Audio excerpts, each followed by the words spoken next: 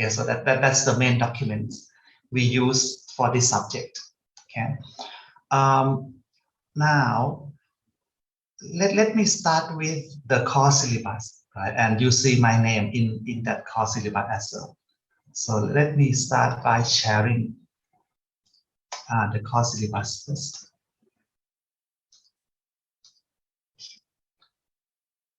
While I'm talking, if you have any questions, you can just turn on your microphone, right, and ask me, right?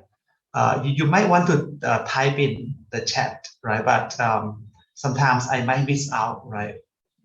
Do not notice that there's a chat coming in. So if I respond too slow, just turn on microphone, right, and ask me. This is a course syllabus, right, for this subject. I understand that you are either a finance major or IB major, right? So this is a compulsory subject for you, International Financial Management.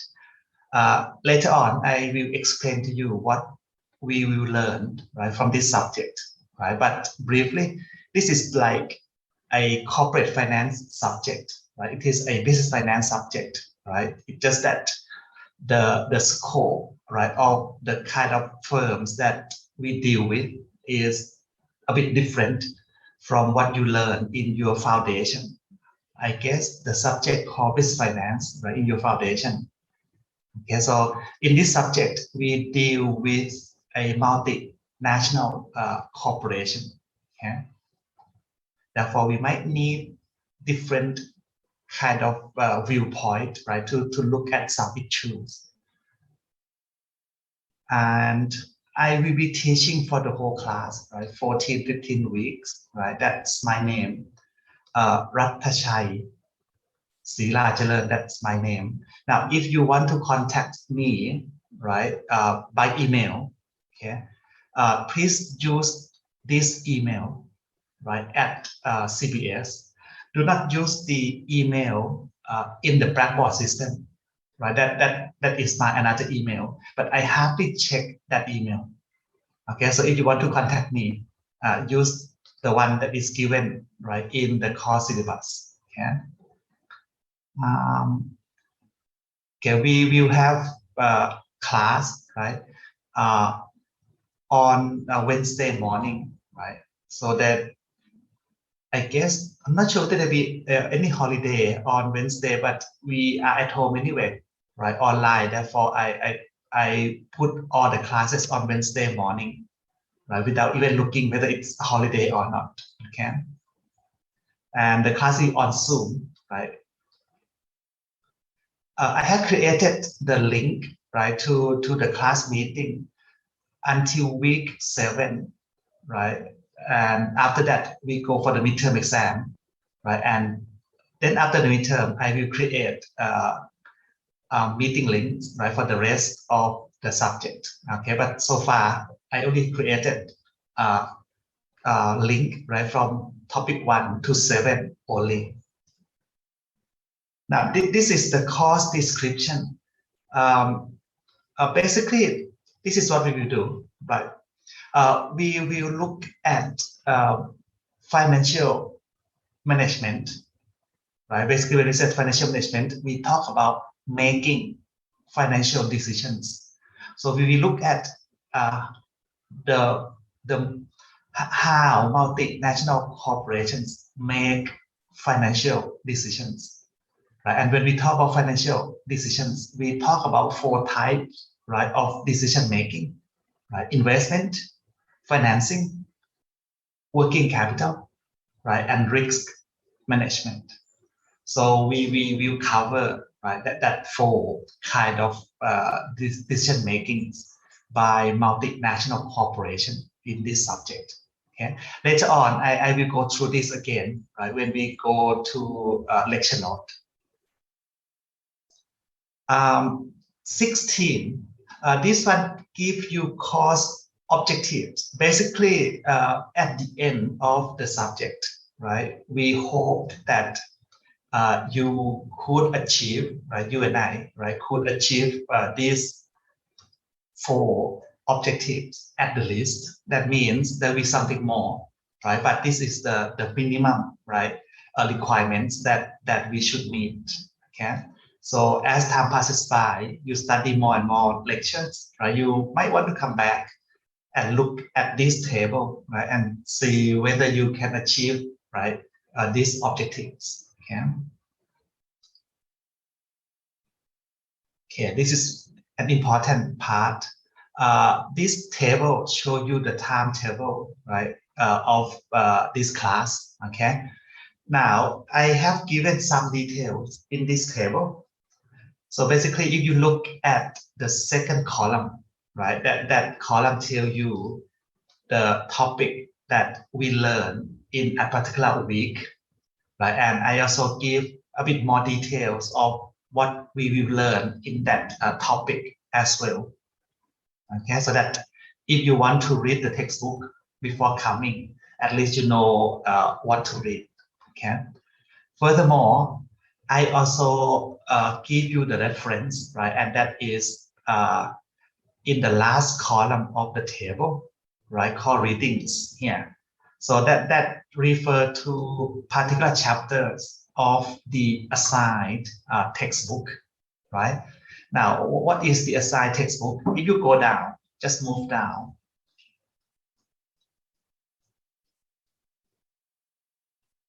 to number 19, right? This is, oh, I'm sorry, I forgot to change this for you, right? Because I have to do 2 course syllabus. Okay, let me change this.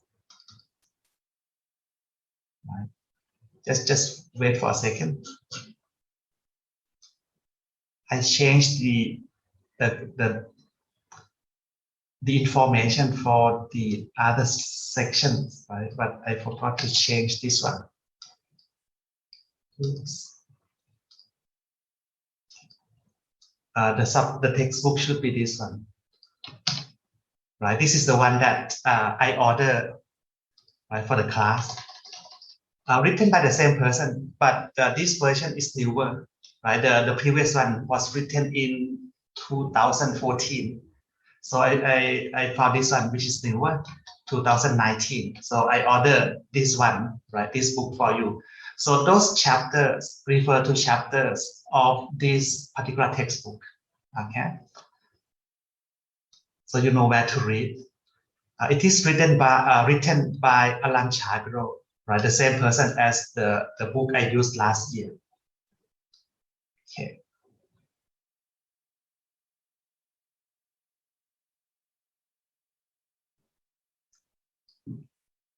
Now, if you notice also in certain week, right, I give you homework, and this homework is part of the assessment. Okay, so doing the homework and submit the homework is compulsory, right? And the score you get for the homework will contribute to your final grade of the subject, right? So we do this for 7 weeks, right? Then we go for the midterm. Midterm exam will be held online. Okay, so make sure that I guess this is not your first time doing exam online. So I know, I mean, I guess you know what to expect, right? With the online exam, right? I mean, what to do with it, okay? But later on, I will give you more details, right? As we progress, right? I tell you more detail about the content, right, of the exam, right? So don't worry about the content of the exam yet, okay?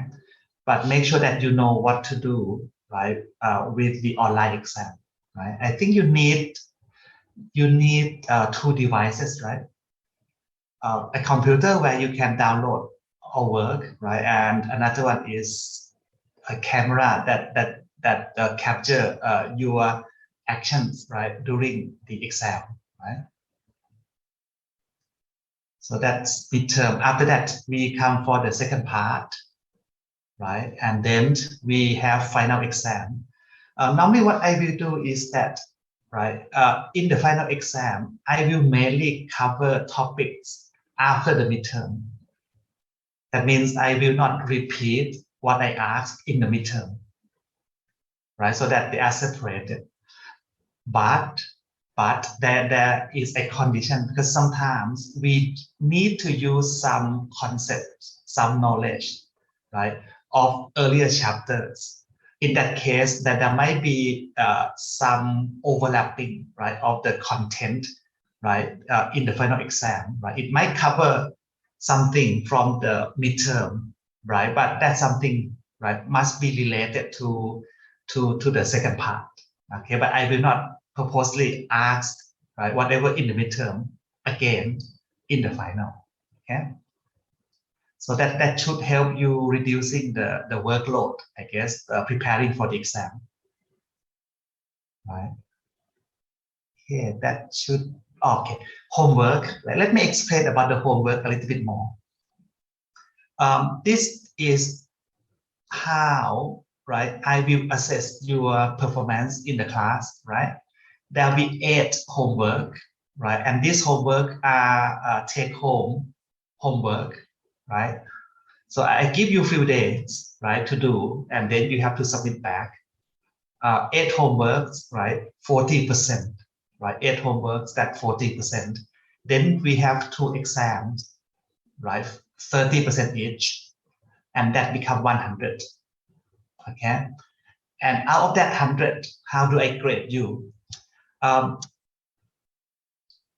will use the following range, right, as a rough guideline, right, to grade you. So if you look at the lines just before number 18, right, grading criteria, right, this is the range of the score that I will use to grade you, okay?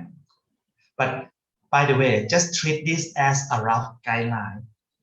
Right, that means sometimes I might be a bit more lenient, right? But I will not be tougher than this. Okay, I will be most likely more lenient than what you see here, right? But sometimes you need some kind of benchmark, right, or reference point, right, when you want to achieve something.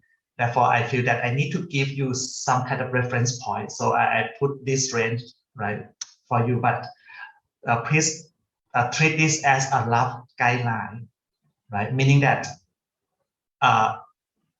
in reality, I might be more lenient than what you see here, right? But not too lenient, of course. Okay, but I will not be tougher than this. Okay. Basically, if you get 85, right? If you get 85, that one should be greater than or equal to. If you get 85 or above, that is a sure A. Okay, but 84, right? Let me see the final score later, right? I might be a bit more lenient than this. Okay, but just use this as a rough guideline first. Okay, that's how I will decide the grade for you. Now let me talk a little bit about the homework. Okay, because this is what you have to do throughout the course, right? There'll be 8 homework, right, in all. Okay. Now, homework, right, is individual work. So make sure that you do your homework independently. I don't mind if you discuss, right, about how to tackle questions, right? I don't mind that. But when it comes to writing, right, when it comes to writing, right, the answer to submit, right, make sure that you write on your own. Do not give your answer to your friend, because what they will do without you knowing is that they copy word by word. Or if they change, they just change few words, right? Once I read, I know exactly these 2 pieces, just a copy of each other. Okay, so if that happens, and if I can catch, right, in July, we have a program that can check, right, the possibility of copying work. Okay, so if I can catch that, right, both the original work and the copied work, both, right, will be penalized. Okay, according to the rules of the university. Okay, and I will be quite strict on that. Okay, let me warn you first that I will be restrict on that, right? Okay, this is how I will distribute the homework. I will post the homework on the Blackboard system. Okay, so what you do is that you will download the work, the file, right, and do the work. And then once you finish, you save your work, right? But make sure that the work is saved in single files, right? And saved as PDF format, okay?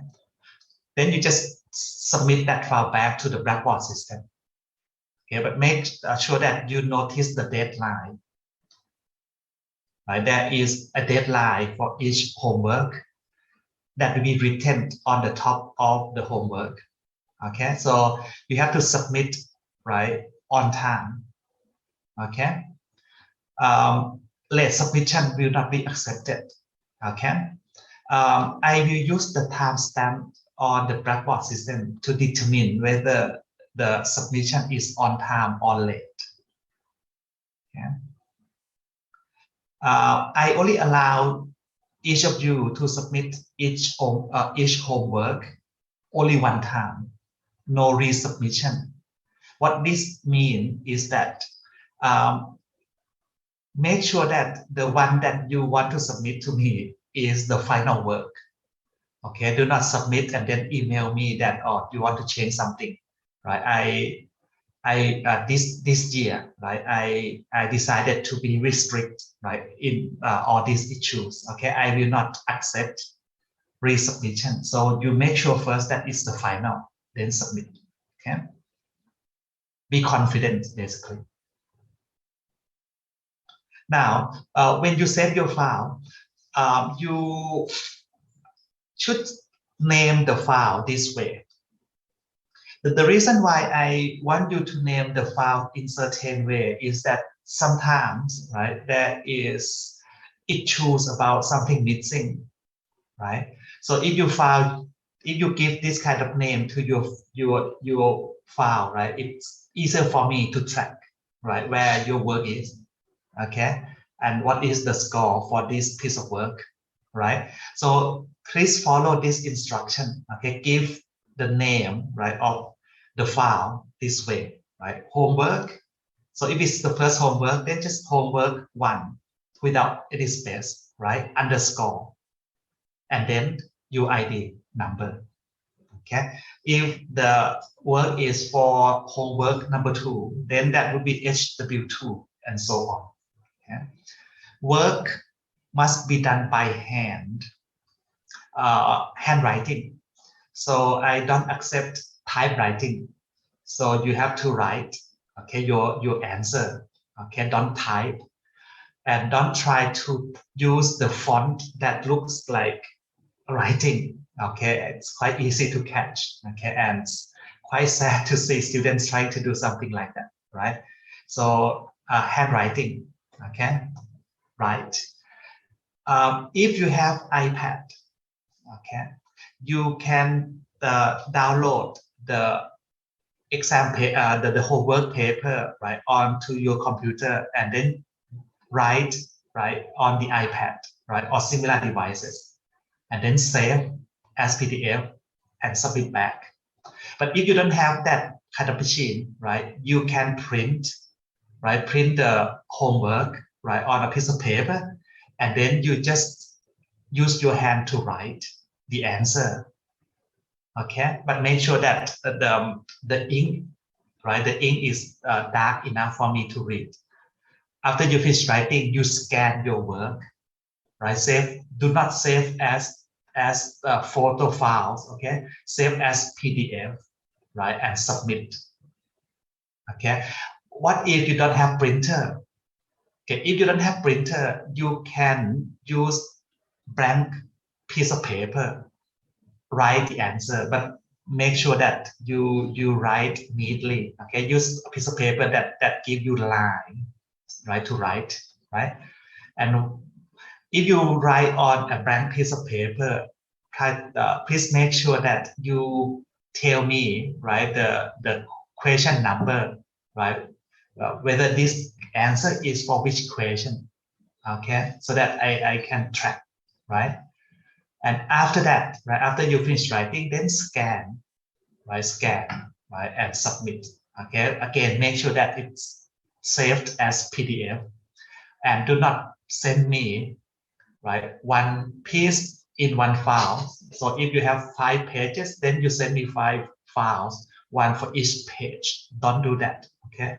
It's quite hard for me when I mark on the system, when I try to mark your work on the system.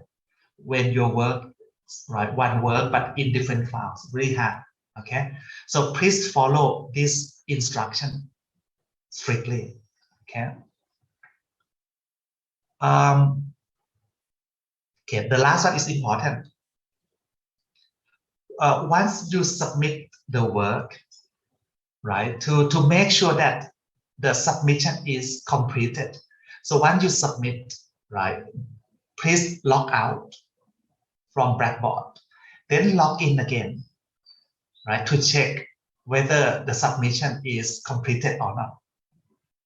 Okay, please do this, right, so that there'll be no crying afterward, right, that it is late because the first submission is not successful, that kind of thing. Okay, so please do the 4th step. And in your online exam as well, right, you should do, right, you should perform this part, right, online exam as well. Okay, so if something wrong happened, we know early, right, and we can solve it, right? But if we know the problem late, then solving the problem is harder, right? Okay, that's the instruction for the homework, right? Submission. Okay.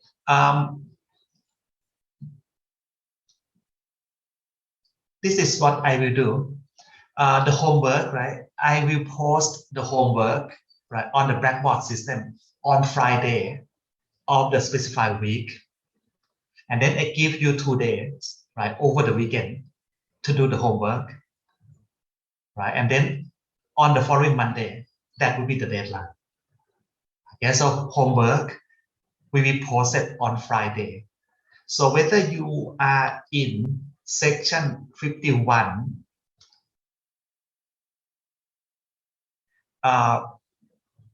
yes, I'm sorry, I just try to answer the chat that come in. Yes, you can use your iPad. Yes, you can. Okay, as long as it is handwriting, right? And make sure that you use the ink that's dark enough. Okay. So whether you are in section 51 or 52, right, you will get the access to the homework at the same time, right, on Friday, right? And then the deadline will be the same, right, Monday. Right? I'm thinking about whether it should be Monday morning or Monday evening, right? But that part, let me think about it, okay? So if you go back to the timetable, right, let's go back to the timetable. อาจารย์ครับ do we have homework this week? No, we start to have homework in the second week. Okay. Right, the week of the homework, right, is given in the timetable here. If you look at the last column, so the first homework come next week, Friday, right, and you have 2 days to do it. Submit on Monday, right? And I think we really have homework in every alternate week.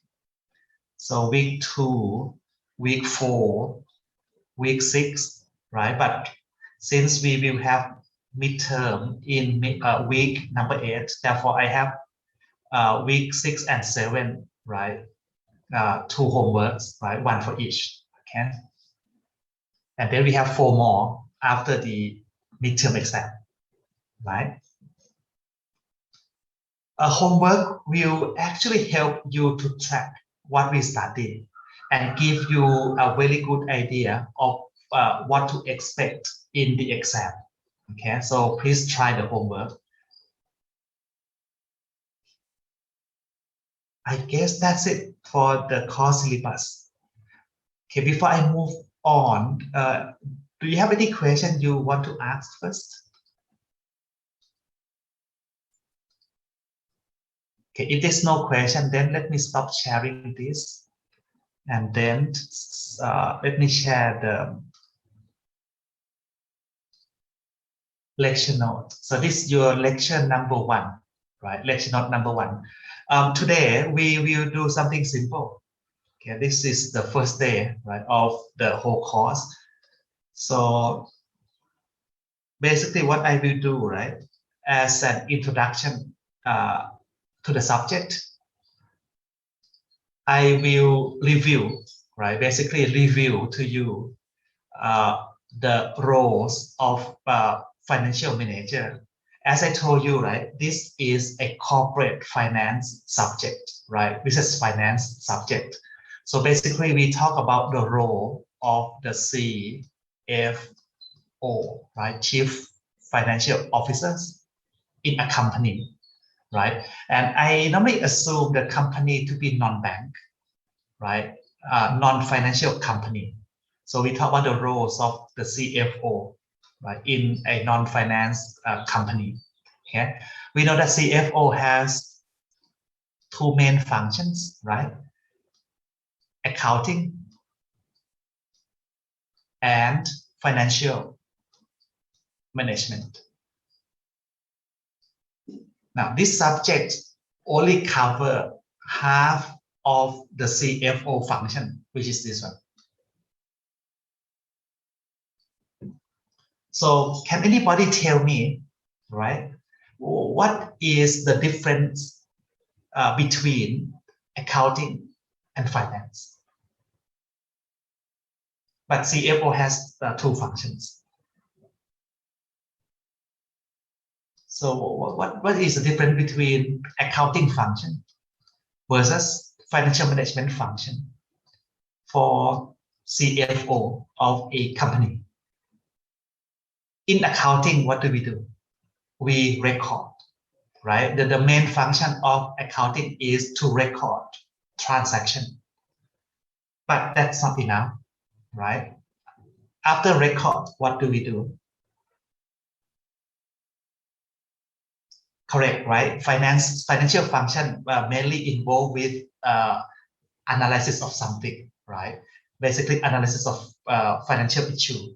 Yes, and yes, right? I'm response to the response from the chat. So after recording transaction, what else do they do? Accountants, after recording transactions, they have to do something else as well. They have to summarize, right? They have to summarize transactions into what we call financial statement.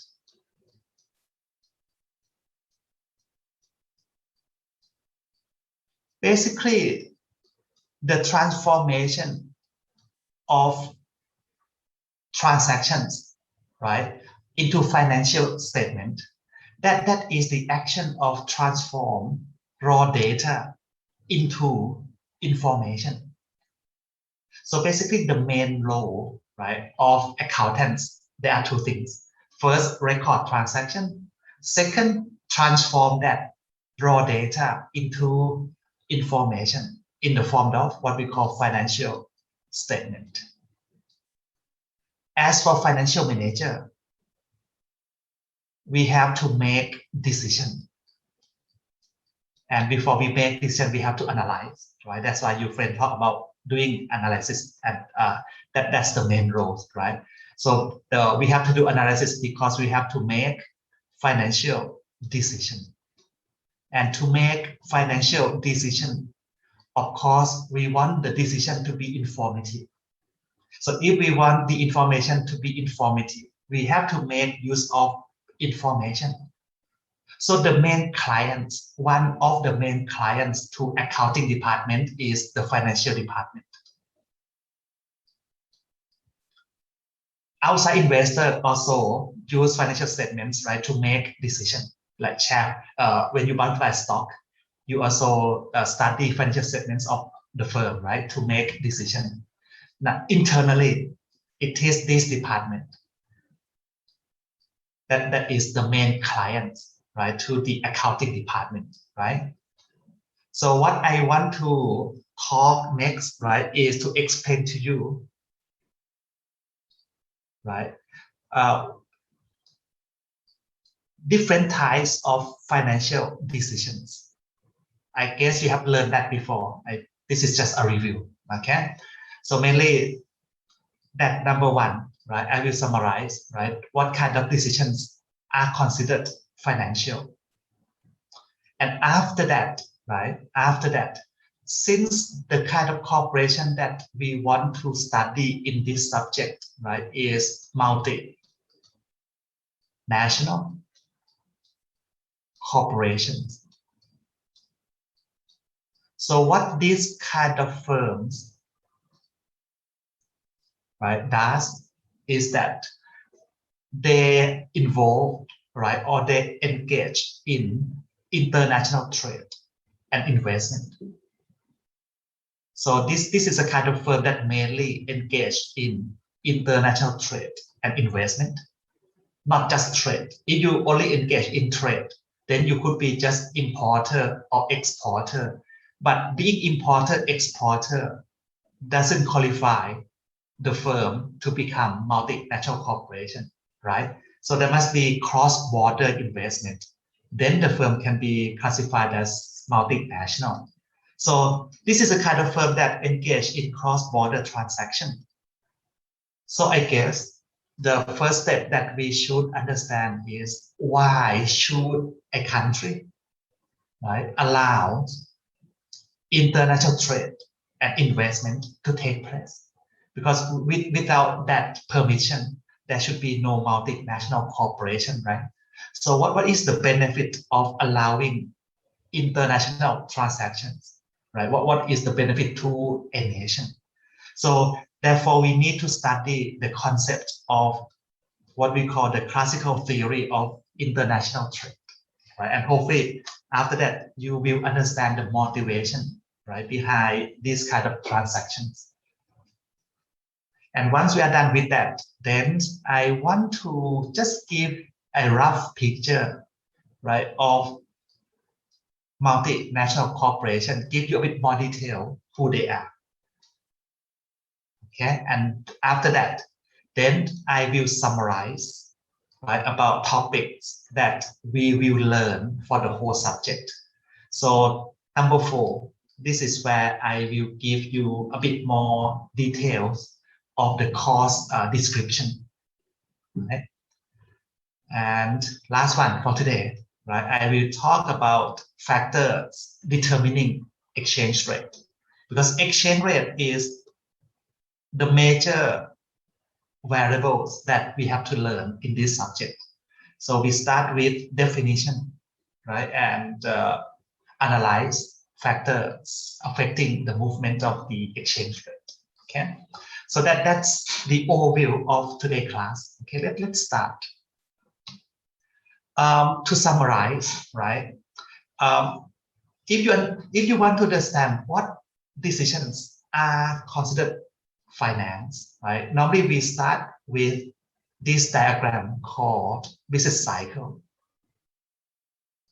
So if we start from zero and we want to do a business, right? Apparently the first thing that we must have is not capital or money, right? If someone wants to own a business, right? The first thing that person must have is the idea, right? You might not have enough money, but if you have idea, you might be able to find a partner or a lender. So business idea comes first, right? But investment could be risky. So before we invest in a new business idea, right, we should perform what we call project evaluation. We perform project evaluation to make investment decision. So that becomes the first role of the finance manager, CFO, right? That is getting involved with investment decision, right? In the form of giving information, right? So basically CFO, right, will perform project evaluation and then give this information to the CEO, right? In the end, it is the CEO, right, that make the decision, right? CFO doesn't make the decision, but get involved, right, in the form of project evaluation, right? Do the capital budgeting, okay? So that's the first role. Next, if you think about firm from the perspective of the balance sheet,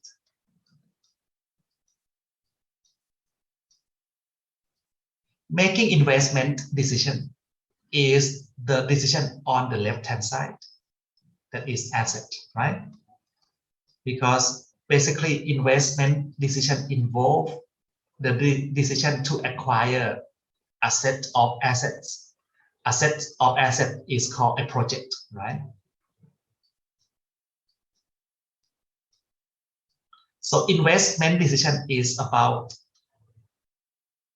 acquiring assets, right? Operating assets. That's investment decision. After the investment decision is made, assume that it is a yes, go ahead.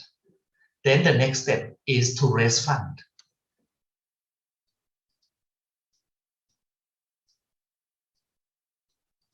When firm want to raise fund, there will be a lot of questions that the firm has to answer, right, before finalize, right, the sources of funding, right? At the very least, firm must decide, right? Let's say, right, the project is worth 100 baht. At the very least, the firm must decide how much will come from equity and how much will come from liability. That is called capital structure. But capital structure is just one of many financing decisions. Because if you look at liability, inside that 60, we still have to decide, right? How much come from bond, how much come from bank, how much should be short term, how much should be long term, and so on, right? And if it is bond, how to sell the bond, right? Should it be private placement or should it be public placement, and so on. So all this, right, is considered as financing decision, right? But at the very least, right, there must be a decision on capital structure. So that's become the second part of financing decision.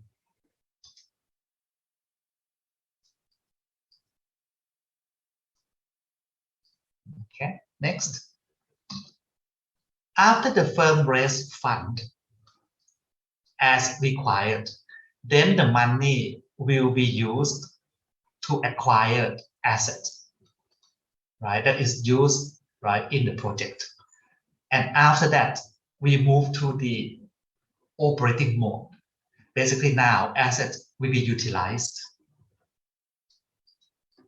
Okay. Now, if you look at assets owned by a firm, let me delete this first.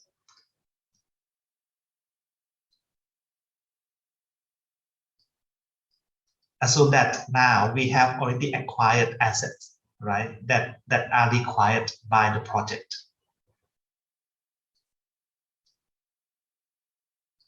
Right. If I start from the bottom, that would be fixed asset.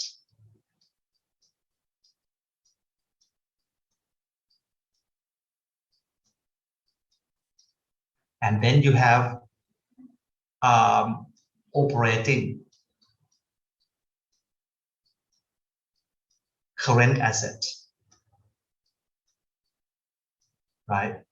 For example, account receivable, right? Inventory. And if you move up, then you have cash and marketable securities. But let me write it as cash. I'm so sorry, I'm quite slow in writing and the handwriting is quite bad. That is because I'm using mouse, try to write. Right. Now, can you tell me which department manage the use of fixed asset? Think about a firm. In one firm, there are 4 main functions.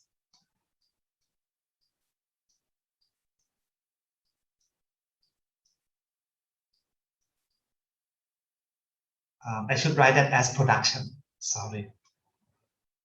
The first function is production, right? Oops.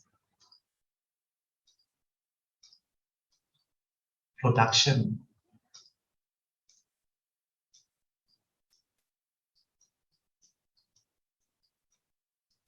Then you have sales department or marketing. Then you have accounting and finance.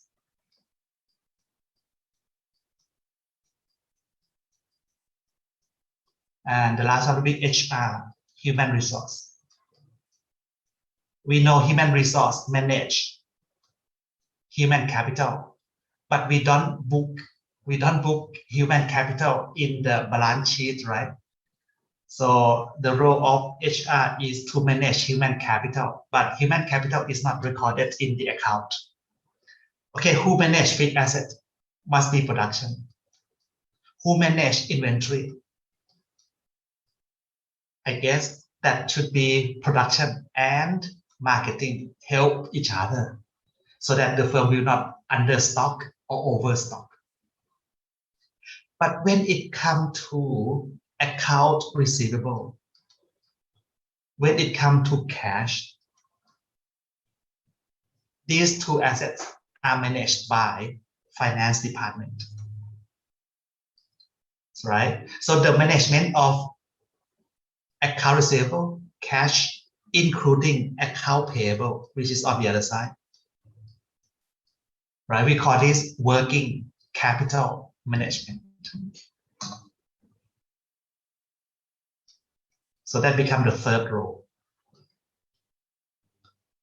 Okay, now after the firm operate, right, there would be mismatch, right, of cash inflow and outflow, right, and that create financial risk. The mismatch come in many forms, right? The mismatch come in many forms. Oh, I'm sorry, I'm reading the chat. I just noticed that the student type in. I will not record the class. Okay, I want you to study from the class and then spend your time with the textbook. Okay, don't spend your time looking at my video again, right? You get more, I guess, right, from reading the book than listen to me. Okay, so just use me as a guideline. Okay, but I guess you better read the book. Okay, I found that if I record, right, student will not read the book, and that defeat the purpose of giving you the textbook. Okay, so I decided this year, right, in all classes I teach, I don't record. Okay, except if the class is a makeup class, then I will record, right? Okay, right. Let me move on. I can't remember what was it I was talking about. I talk about financial risk management. The mismatch between cash inflow and outflow come in many forms. Let me show you. The first one is timing. The first one is timing.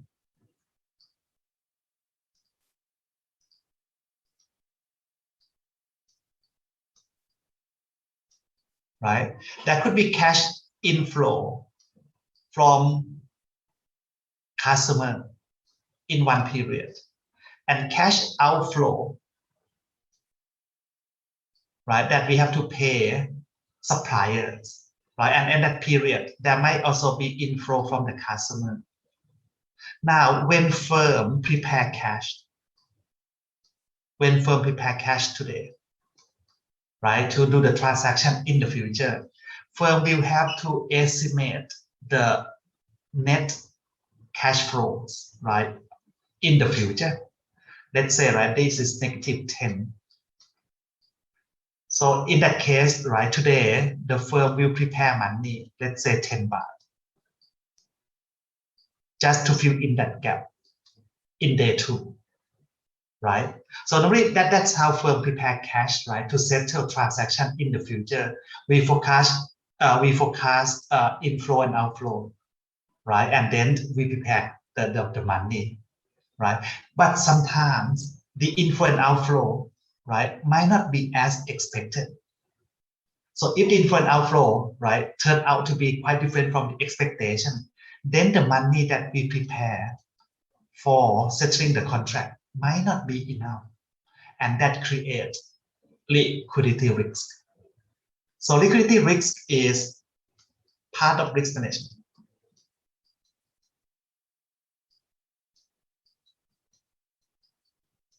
And one reason why we have liquidity risk could be that the customer that promised, right, that they will pay us on day 2, but once day 2 arrive, right, they miss the deadline, so that money doesn't come in, right? When, right, borrower, right, delay, right, or miss out on the deadline of the payment, right, that is called credit risk or default risk. So that would be another kind of risk that we have to manage. Okay, and the last one is that cash inflow and outflow might be denominated in different currencies. And therefore, when we have to convert, right, to common value, we need to use exchange rate, right? But future exchange rate is uncertain. And therefore, that might create risk again. And that is called exchange rate risk. Or in general, we call that price risk or market risk.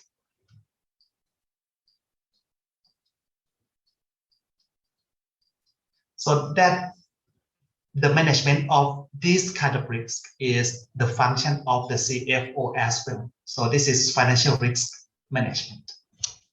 So these are the 4 functions, right, of financial managers. In this subject, right, we cover all these functions, right? We study all these functions, right? How to make FDI, right, decision, right, cross-border investment decision, right? How to calculate the cost of capital, right, if you raise fund from another country, for example, because one of the objective of financing decision is to minimize, right, minimize the cost of capital. So if you want to minimize cost of capital, you have to know how to calculate the cost first, right? So how to calculate the cost of capital, right, if the funding come from overseas, right, foreign investors, for example, okay? Then we learn about asset management of multinational corporation, right? Here, right, we will cover topics like trade financing.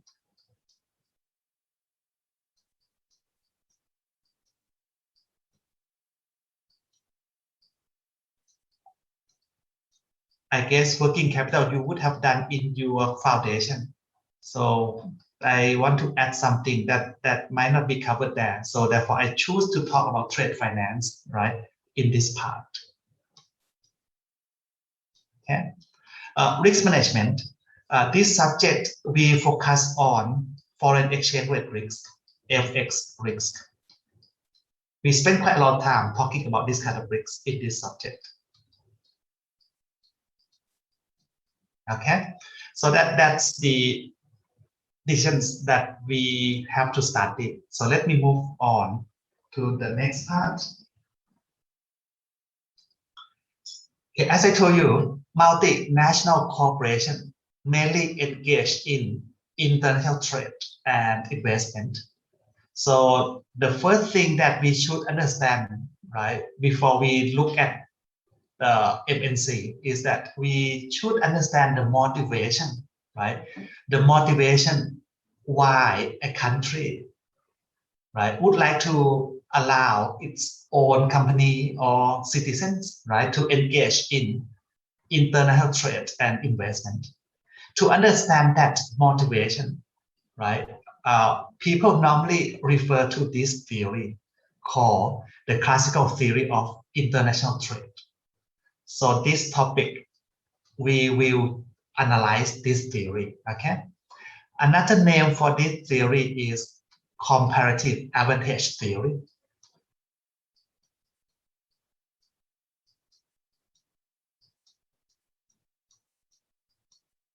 Right, comparative advantage theory.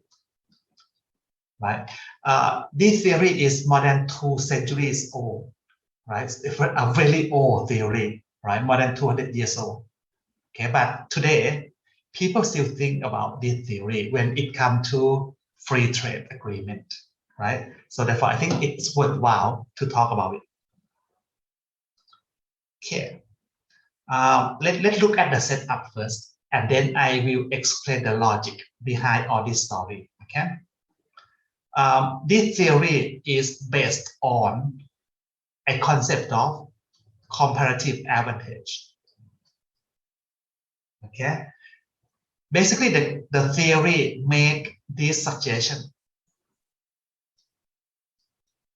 Right, this is the conclusion or the suggestion of the theory. It says that a country should focus on producing goods and services that it has comparative advantage. That means you shall not produce everything that you want to consume. You should focus on, right, producing things that you have advantage. And of course, we need to consume varieties of products. So if you want to consume something that you don't produce because you don't have the advantage, then open for trade. So sell something that you produce, right, and exchange for something that you don't produce but you want to consume. Right? The theory suggests that if all countries do this, we will all benefit. So this theory suggests that we should open market for free trade. Because internal trade allow us to get goods, right, that we don't produce. And why we don't produce? Because we want to focus on what we have, the advantage only. So at the nutshell, right, these theories, right, basically support, right, free international trade. Okay. Now let's see why, right, it come to this conclusion that we should focus producing on the thing that we have advantage, right, and then open for free trade, right, internationally, so that we can obtain something that we don't produce. How come? Follow this suggestion. Everybody, I mean not everybody, all countries will gain benefit from trade. Okay, let's see the logic. But before I go to the logic, right, let me start with the assumption first. Okay, the theory based on certain set of assumptions. The theory assumes that, right, the theory assumes that goods and services are mobile. That means can be traded across countries, but factors of production cannot be traded across countries. So basically, factors of production are not mobile, but goods and services are. Okay, that's the first assumption. The second assumption is that it is the national endowment of resources that is the main determinant of comparative advantage.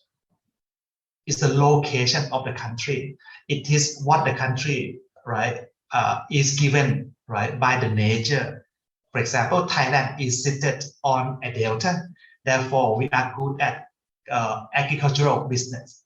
Australia, right, is a big country, right, has a lot of natural resources like mine, right? So they are good at mining, things like that. Okay, so that's the second assumption. Now let's focus on the first assumption, because there is a keyword I have to explain: factors of production. In economic, right, when we talk about factors of production, we talk about land,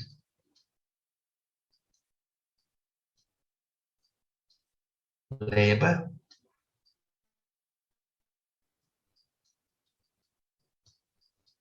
capital,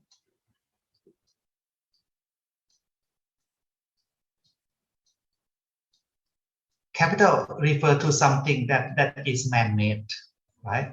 Something that is man-made and used in production process like machine, even knowledge, right?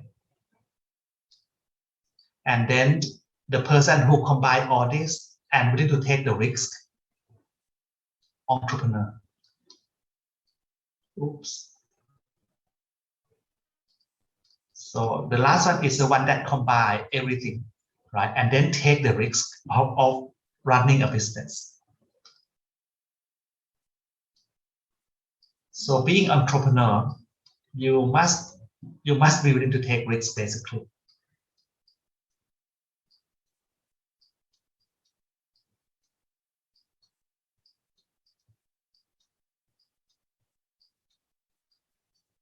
Now, if you look at these four factors of production, right, you must admit that the last two are mobile.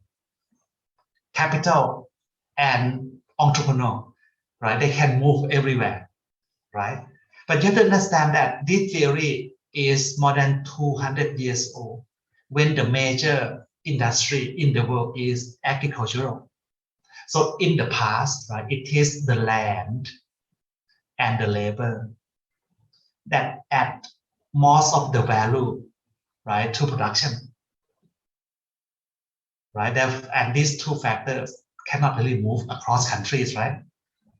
Okay, so that's why the theory make this assumption, right? Because in the past, right, the two major factors of production that add value, right, are land and labor, and they are not mobile. Okay, so if you want to adjust, I mean, if you want to apply this theory today, I guess you have to make some adjustment. Next. Yes, that's right. For me, I count knowledge as capital. But knowledge could be part of the entrepreneur, right? It's quite hard to determine whether knowledge is capital. But I think it should be capital. It's not a person, right? Entrepreneur refer to a person that take risk and combine everything and try to make things work. Right? So capital, I think things like patent, right? That's knowledge, right? I guess. I think it is capital. Okay, next. Let me show you, right, the logic of this conclusion, okay?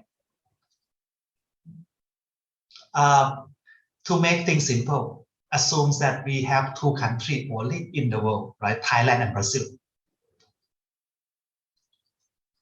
Okay, and then I assume that both countries, right, have limited resources.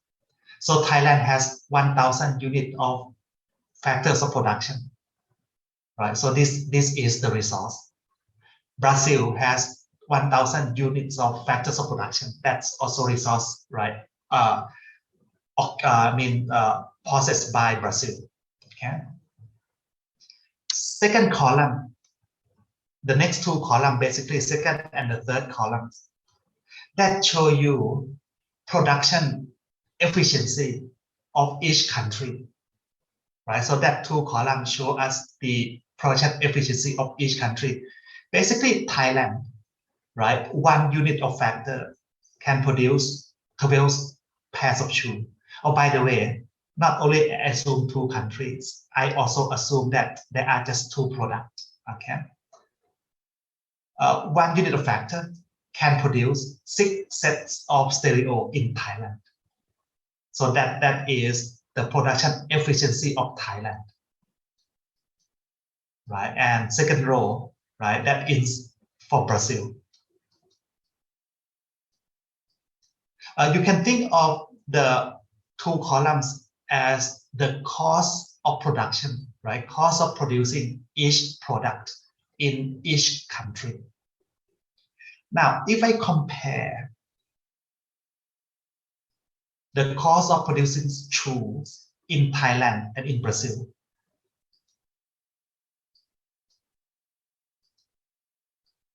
you can see that one unit of factors can produce two more shoes in Thailand than in Brazil.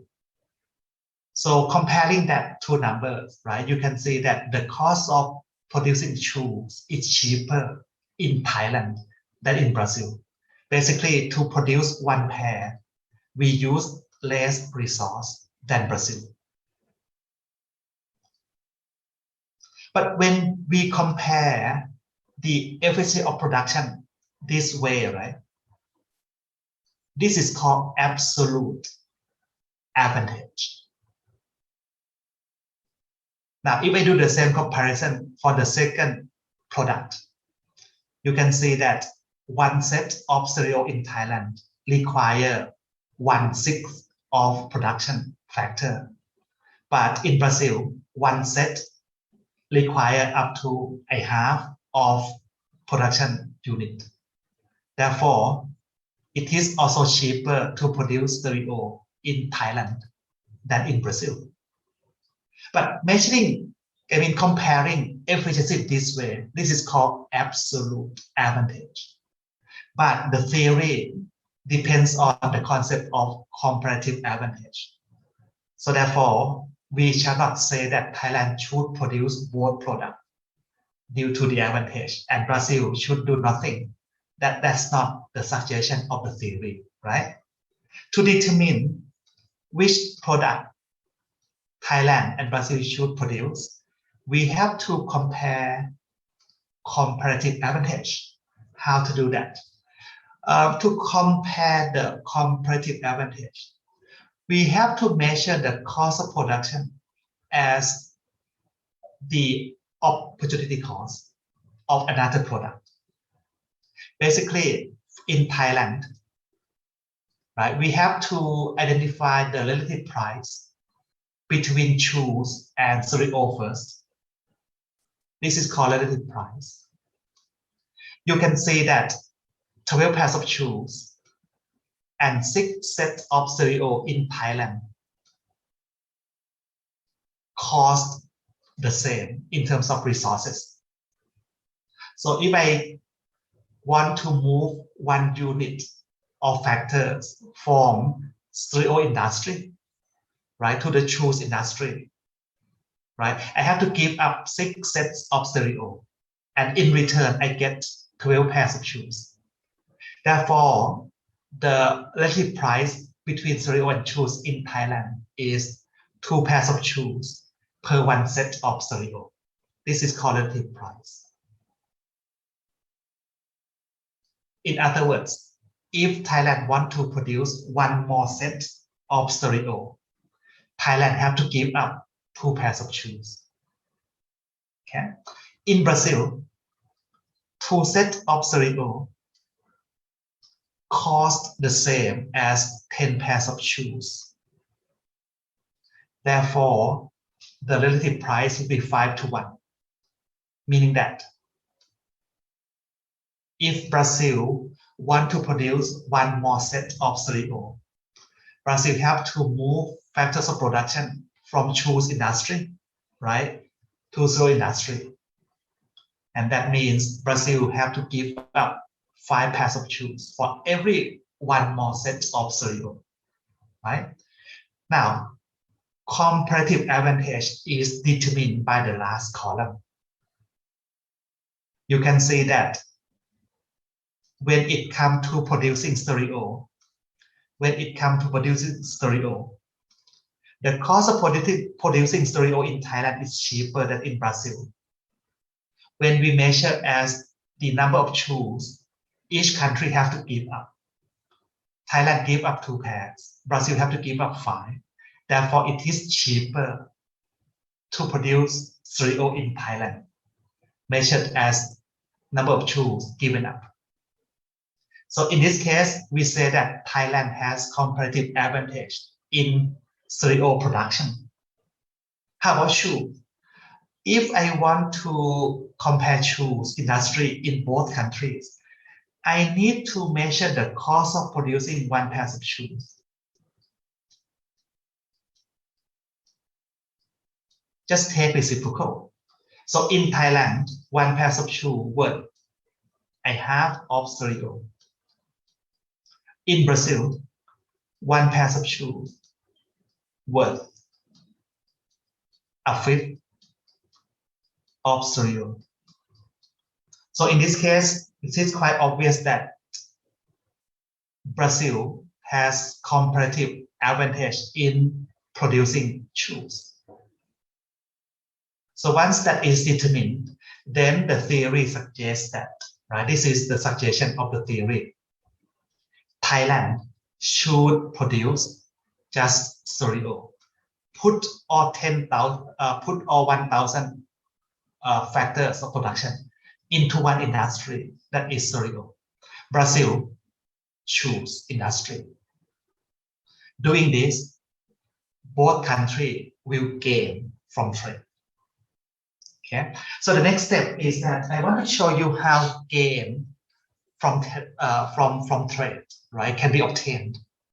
Okay, to show you gain from trade, I have to have a benchmark first.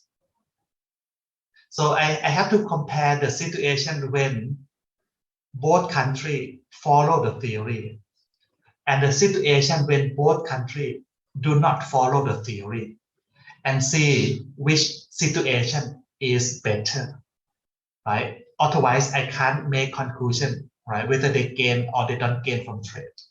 So I need a benchmark, right? This benchmark is the situation when they don't follow the theory. So table 2 is that benchmark.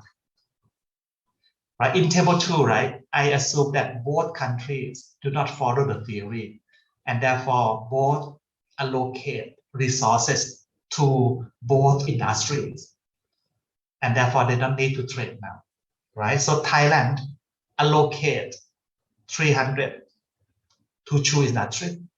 Therefore, Thailand can produce 3,600 pairs of shoes, right? Assume that Thailand allocate the rest to another industry, and due to the efficiency of production, right, Thailand can produce 4,200 sets of cereal. Okay, I assume that Brazil allocate the same proportion, okay, in each industry, then convert that into number of products, right? Use information from the first table to convert resources into product.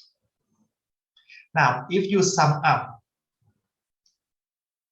the first column, that is global production of shoes, 6,006. Sum up the last column, that would be the global production of stereo, right? 5,006. Okay. Later on, we will use this table as the benchmark, right? Next, what happens if both countries follow the suggestion of the theory? That means Thailand should allocate 1,000 factors to cereal and Brazil to choose. So if that is the case, then Thailand would be able to produce 6,000 sets of cereal and Brazil 10,000 pairs of shoes, and that is shown in the next table. That would be global production of shoes and cereal. Now, I want you to compare the two tables, table 2 and table 3. Look at the last row from table 2 here and 3 here. Suddenly, global GDP increases. Can you see that suddenly global GDP increases by following the suggestion of the theory? Suddenly, if the global community, right, global community has more product to consume, right? Now, table 2 and 3, we use the same resources, 1,000 in each country. So the resources used in both situations are the same. Secondly, we use the same technology because the number that we use to convert resource into product come from table 1. Same technology, same resources, but how come global community now have more product to consume? So what is the main driver behind this increase in production? The main driver is allocation of resources. Basically, once we follow the theory, right, resources will be better allocated because each country now focus on what they have competitive advantage. So resource will be better allocated.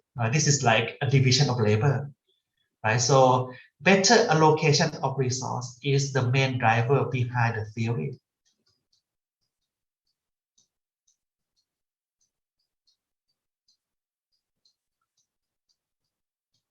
That's why suddenly we have more product to consume.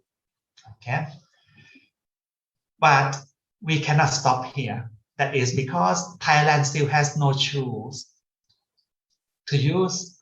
Brazil still has no cereal to use. So assume that both products are necessary products. Therefore, Thailand want to consume shoes. Brazil want to consume cereal. So if they want to consume what they don't produce, the theory suggests that they should open for free trade. Now to trade. In order to trade, both countries must agree on the rate of exchange between the two products. When you talk about the rate of exchange between two currencies, Thai baht, say per Brazilian real, right? The rate of exchange between two currencies, that is called exchange rate. But if you want to talk about the rate of exchange between products from two different countries, stereo from Thailand, shoes from Brazil, this is called terms of trade, right? The first one is called exchange rate, okay? So in order to trade, both countries must agree on the terms of trade first. Okay, so we have to determine, but later on, right, when I talk about terms of trade, let me talk about the terms of trade as number of shoes per one set of stereo, right? Just make, let me take the reciprocal. Why do I want to do this? Because if you go back to table 1, that's how I measure relative price, right? Number of shoes per one set of stereo, right? So let me talk about terms of trade, right, as number of shoes per stereo, okay? So both countries must agree on that number first before they can trade. Now, before we determine the exact number, which without more details, we can't determine the exact number. But I want to know a range first. Can you give me a range of possible terms of trade that could occur? So I want to know the lower bound and the upper bound of that number. I want to know upper bound and lower bound of that number. Meaning that lower than this, one country will not trade for sure. Higher than this, another country will not trade for sure. That is correct. It would be between 2 to 5. Why? Okay. Go back to table 1. Look at number 2 first. Thailand. Number 2 come from relative price in Thailand. Number 5 come from relative price in Brazil. Okay, let's focus on number 2. In Thailand, right? If we produce shoes by ourselves,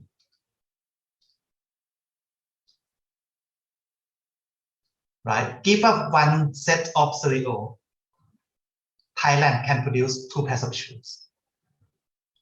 So if Thailand were to give up one stereo to Brazil and get less than 2 pairs of shoes, we better produce shoes in the country, right, than import.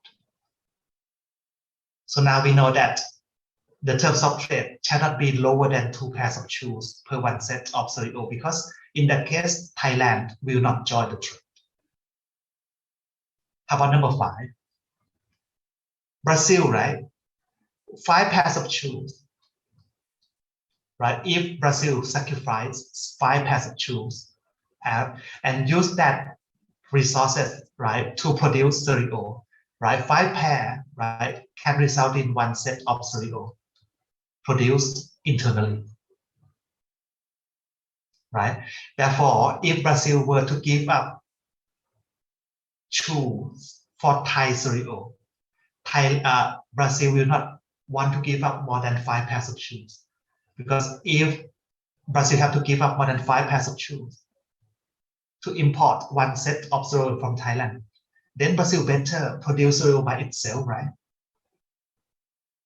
So relative price in each country actually determine the boundary of acceptable terms of trade. So we know that the terms of trade must be between 2 to 5. Now, the final terms of trade, right, will be closer to 2 or closer to 5 or in the middle. That would depend on the power of negotiation of each country. We know that if the terms of trade is closer to 2, Thailand will not get much of the benefit from trade. And if the terms of trade move closer to 5, then it is Brazil who get less and less benefit from trade. So the final terms of trade, right, will be closer to which number? Of course, depends on the power of negotiation.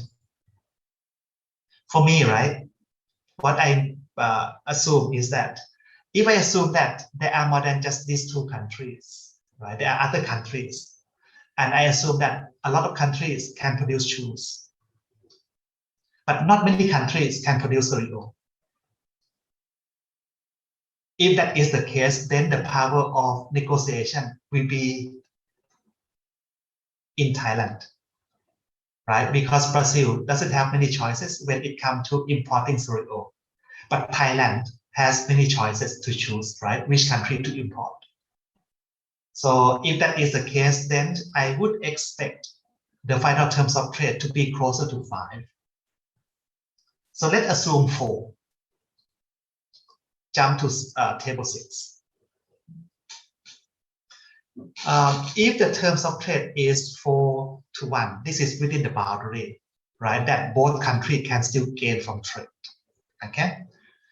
So I assume, right, in this table that, right, labor Thailand produce, if you go back to table 3, Thailand produced 6,000 sets of stereo, right? In table 6, I assume that Thailand keep 4,005,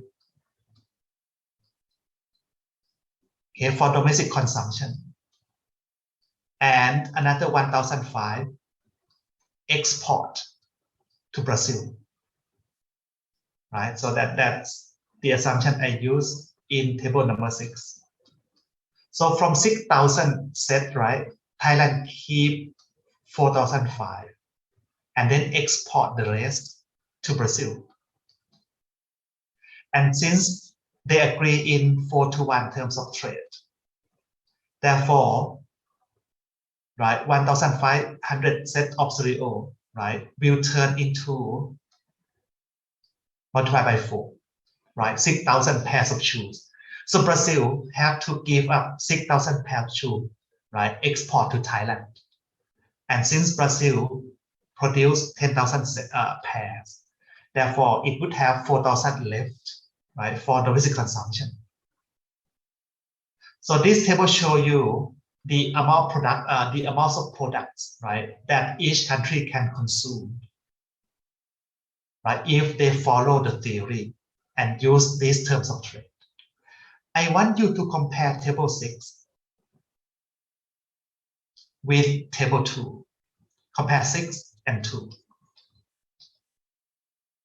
Table 2, they don't follow the theory. Table 6, they do. You can see that in table 6, the number in each cell in the table is higher than each cell, right, in table number 2. So that means both country has more of both products to consume in table 6 compared to table 2. So this is the conclusion that both countries can enjoy from trade. So another question arises. If both countries can enjoy from free trade like this, why should there be a protest when there is a news that two countries want to join in free trade agreement, right? If you look at news, right, 5 to 10 years back, right, you see that whenever two countries want to sign a free trade agreement, basically they want to sign agreement that follow the suggestion of the theory. There will be protests in both countries. Why should there be protests when both will enjoy, right, more welfare, right, from trade?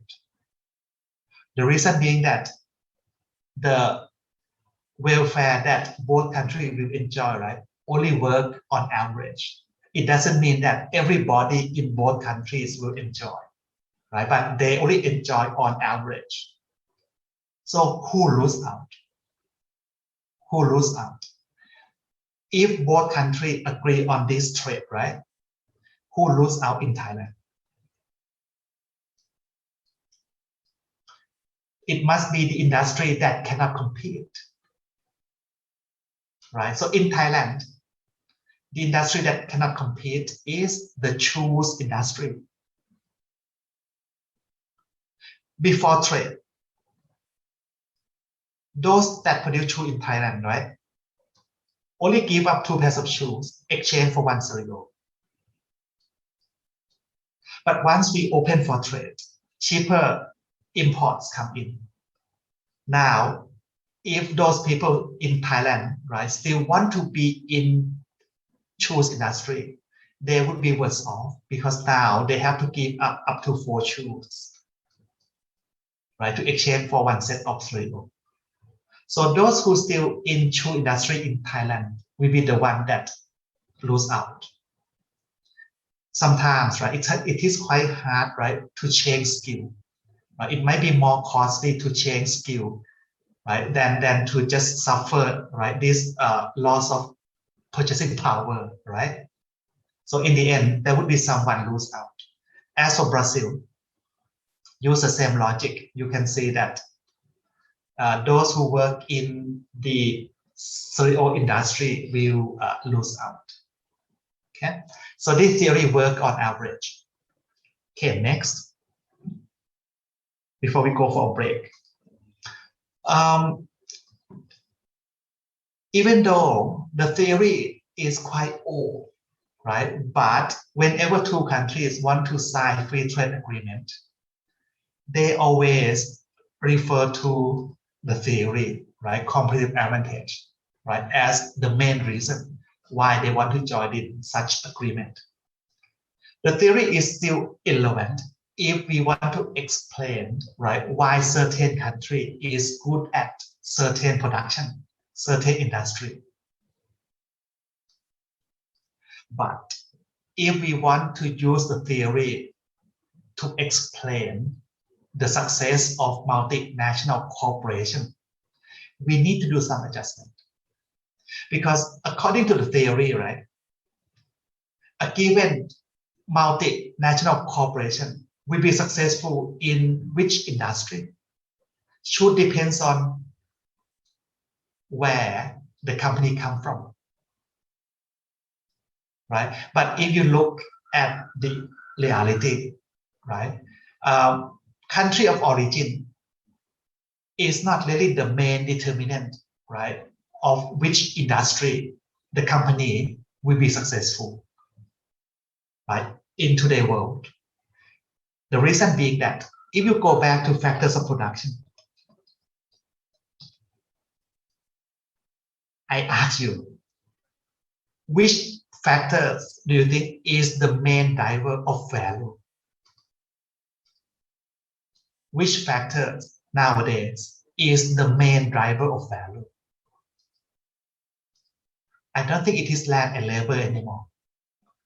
I think it's more like knowledge, technology, right? That's capital. And the person who have the idea, right? The person who have the idea, who have the business model in mind, that's entrepreneur. And these two factors are mobile, right? Move everywhere, right? Even though we still need land and labor, and that two cannot move, right? But the thing is, the last two is the main driver of value. So in today's world, right? If a multinational corporation want to be successful, right? It is not the country of origin that determines the success, but it is the skill of the firm to manage differences in competitive advantage across countries.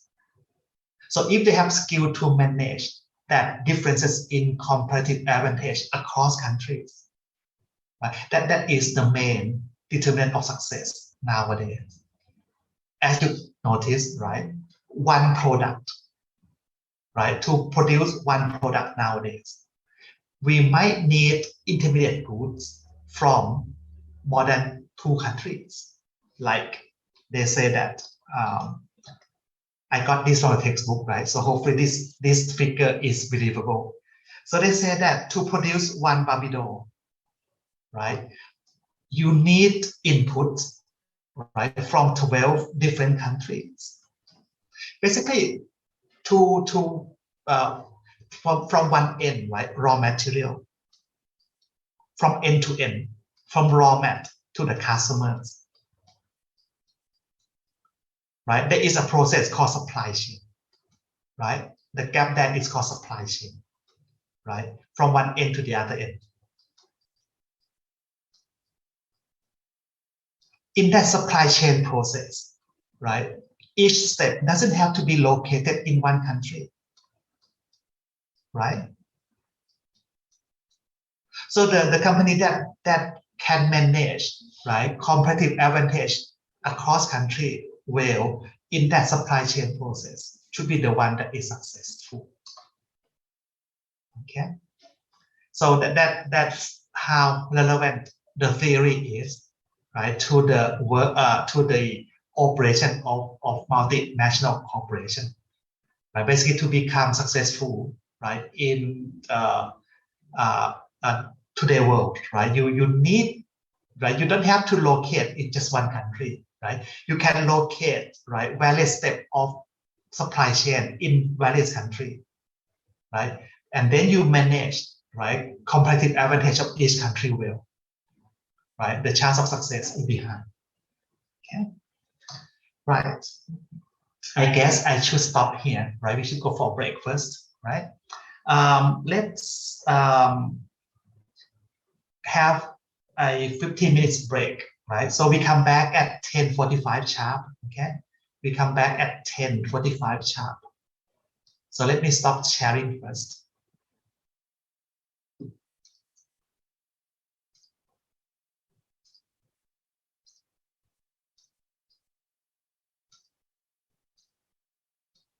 Okay, when we come back, I will continue, right?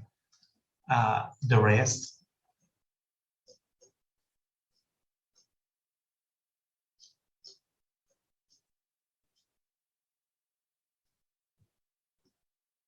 Okay, I might be somewhere for a while. So if I'm not in front of the screen and you have question, you can just type in the chat, okay, and I will come and read and answer.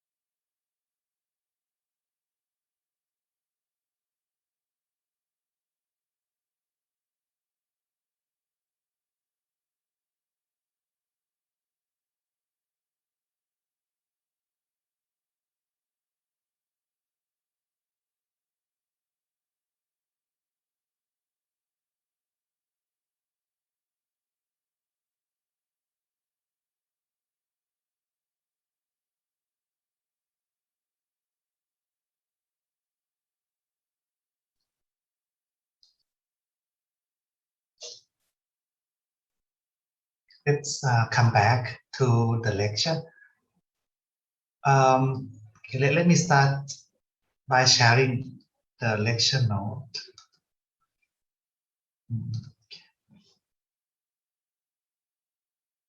Okay. Just now, right? We just finished this slide. Okay, so we finished talking about the reason, right, behind the trend, right, that countries, right, try to open itself for trade and investment, and due to that openness, right, that allow the multinational corporation to thrive. Actually, if you look at the history, multinational corporation is not new things, right? Since those spice trade era, right? I'm not sure whether you have seen the movie called the Pirate of the Caribbean, right? In that movie, right, there is a company.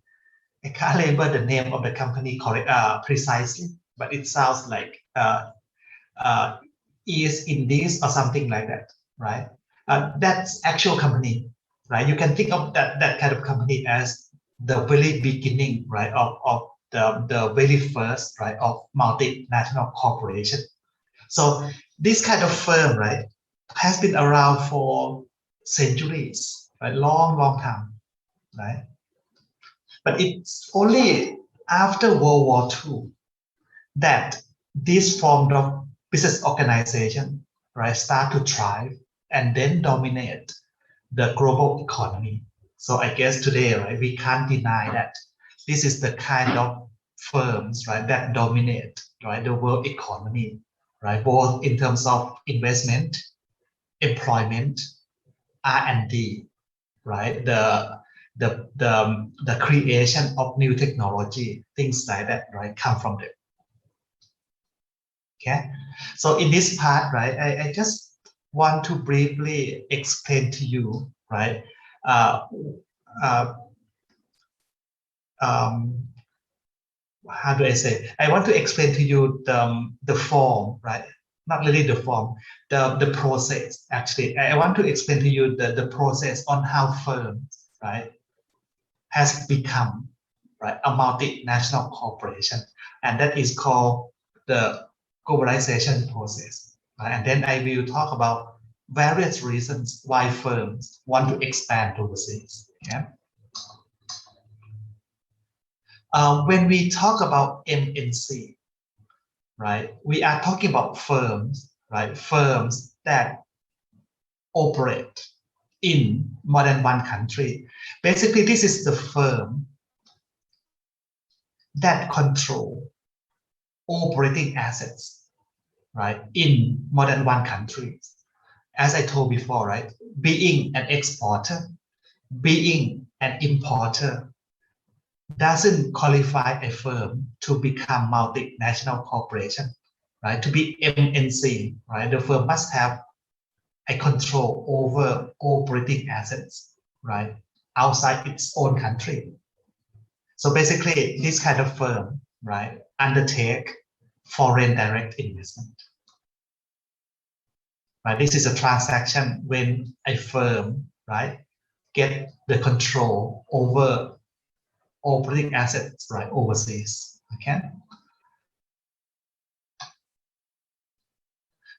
If you read other textbook, right, you might come across terms like transnational corporations or multinational enterprises, right?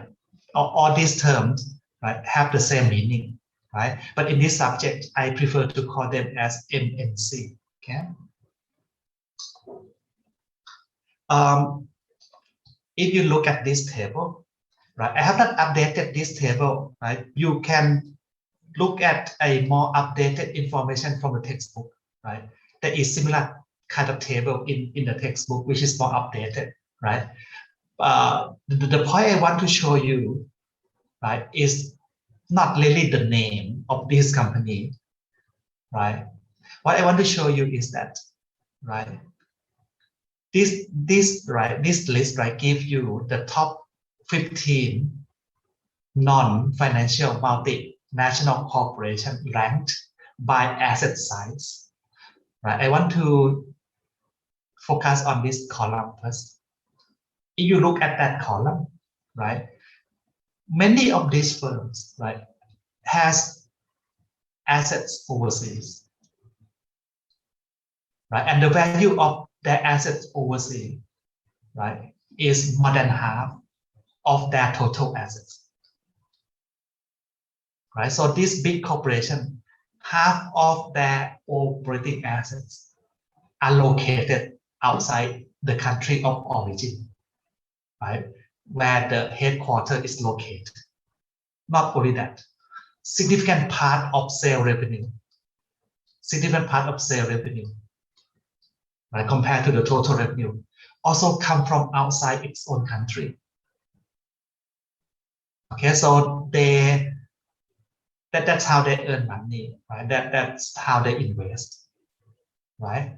Another interesting part is that can anybody tell me what is the size of Thai GDP, let's say in 2020? I just want a rough number.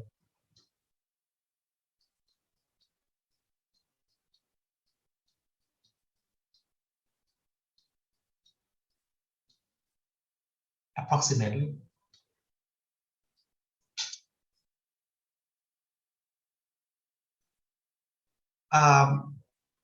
If I'm not wrong, right, in US dollar term, right, the size of the Thai GDP, right, is approximately half a trillion. That is 500 billion US dollar. I want you to look at line number 4, and don't forget this is 2009, right? 11 years ago. Look at sale revenue generated by BP. Look at sale revenue generated by Shales, right? ExxonMobil. That's almost a half or more than a half of GDP of Thailand. That tells you how big these companies are.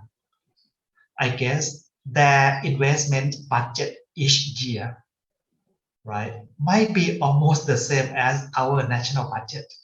You know, our national budget, the one that the government have to determine each year, the annual national budget, right?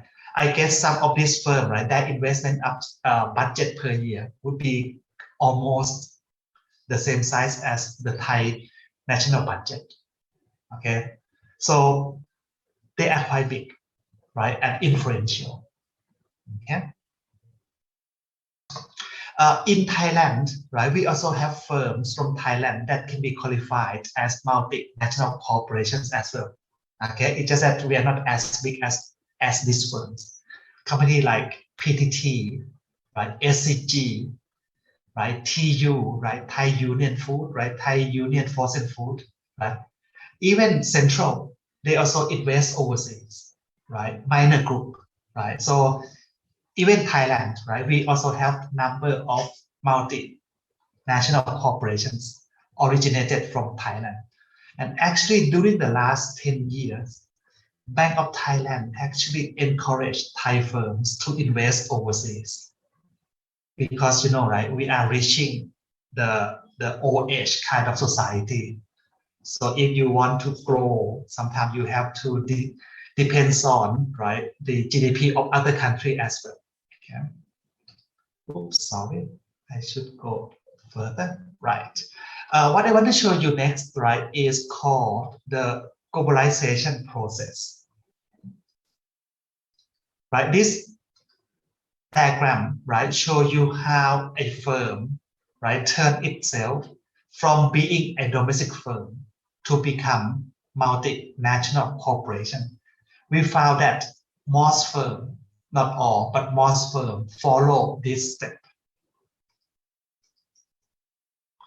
First, before being multinational corporation, they all start as a domestic firm, right? But they found that, right, they have competitive advantage over competitor. So once they become successful at home, right, they start thinking about how to exploit that advantage somewhere else to add value to the shareholders, right? But firms, right, think about hair shampoo, okay, like Procter, P&G, right, P&G, right, hair shampoo.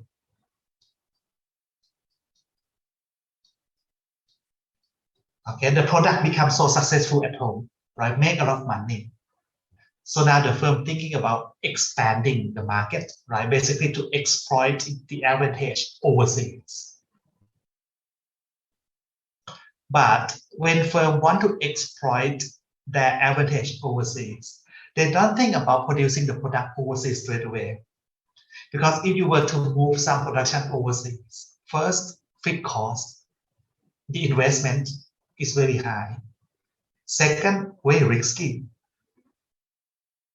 So when firms thinking about exploiting advantage overseas, right, they're not really thinking about exporting first, still produce at home, but export, right? And once the foreign market, right, is proved, right, to be successful, then that when they start to think about moving production to that market, why don't they move straight away? As I told you, high investment cost takes time before you finish building that production capacity and risk, right? So normally they export first. And once the market becomes successful and big enough, right, to enjoy competitive advantage, then they start to think about production overseas, because exporting itself has some disadvantage. First, transportation. Second, if you export, right, the response to the market demand overseas will be quite slow.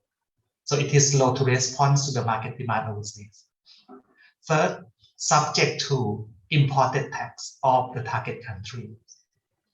Right? So once the market is big enough, then they might start thinking about this. But to have production capacity overseas, if the firm doesn't want to invest by itself, the firm can actually sell license to local operator, right? Sell franchise to local operator, like Pepsi Cola in Thailand, right? Long time, right? Pepsi that is made in Thailand and distributed in Thailand, right, was produced by a company called Samsung. It's just about 10 years ago that PepsiCo, the parent company, decided not to sell the license anymore and invest in production in Thailand, right? Selling license, selling franchise, right, help the firm save investment costs. But in terms of controlling, it's not as good as if the firm owned the asset by itself. So licensing also have some drawback, right? You don't have the control over the operation, over the policy of the licensees, right? Second, right, there is a risk of losing trade credit. And in the end, licensing can become competitors. So if firm, right, think that licensing, right, is not suitable, then they might start thinking about controlling operating assets overseas. This step is called FDI, foreign direct investment. And this is a step that turn, so highlight this. This is the step that turn a domestic firm to become multinational corporation. Okay. Now, if the investment is risky, and sometimes firms feel that it doesn't have the knowledge of the foreign market, right, foreign environment that well, Sometimes they might invest by having a partner that is called joint venture. So this is like having a partner to join investment. And a lot of time, right, the party that join investments are local firms. Right? All firms might decide to control, right, solely control that asset. Now, to invest in production capacity, right, of a foreign country, if such capacity doesn't exist, that means, right, when we invest, right, we have to build that capacity from ground up. That is called greenfield project. But greenfield project takes time, right, before we can operate. So if such production capacity already exists in the target country, another way to invest is to take over by the ownership of that assets. That is called takeover. Okay, both are considered FDI. So if a firm buys stock, right, from the stock exchange, but buy enough to have a control over that firm, then that is also called FDI. Okay, FDI doesn't have to always be greenfield project, right? Right, this is called FDI sequence. Just now, when I talk about PNG,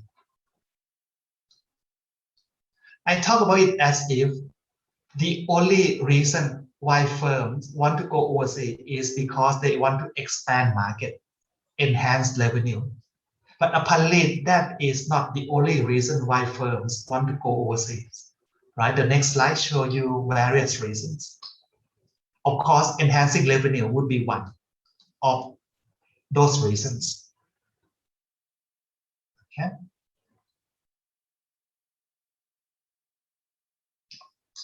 You know, some foreign banks like Japanese bank, right?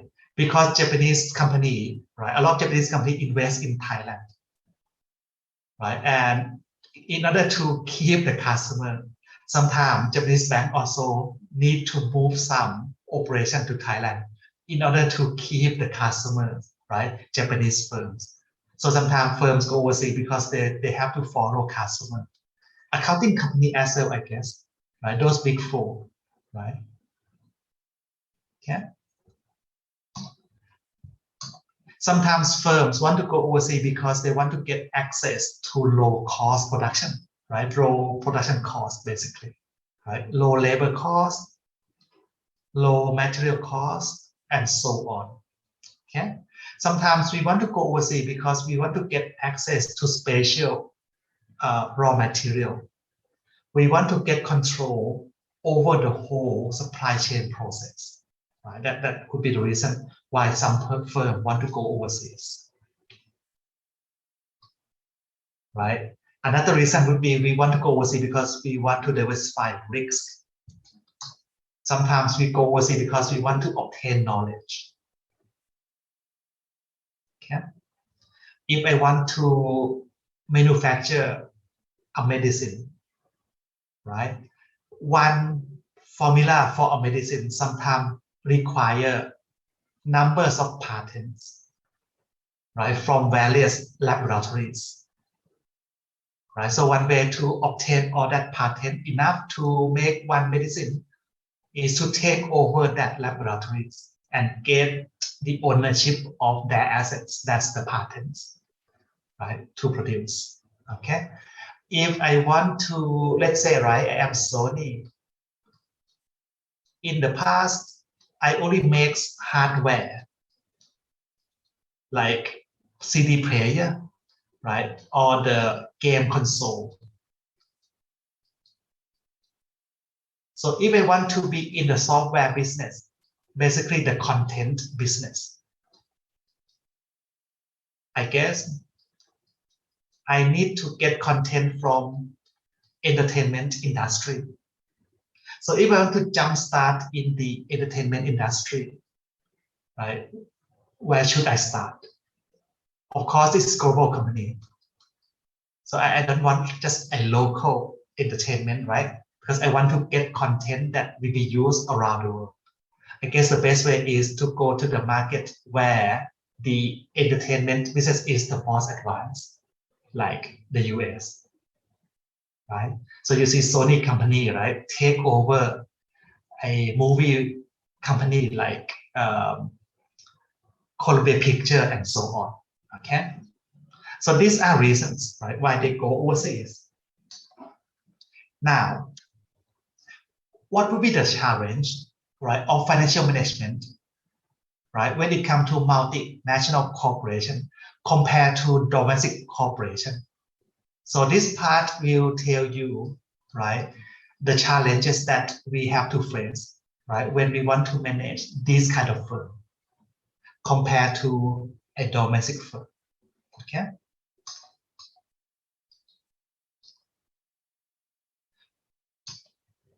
First, the basic function of financial manager remain the same.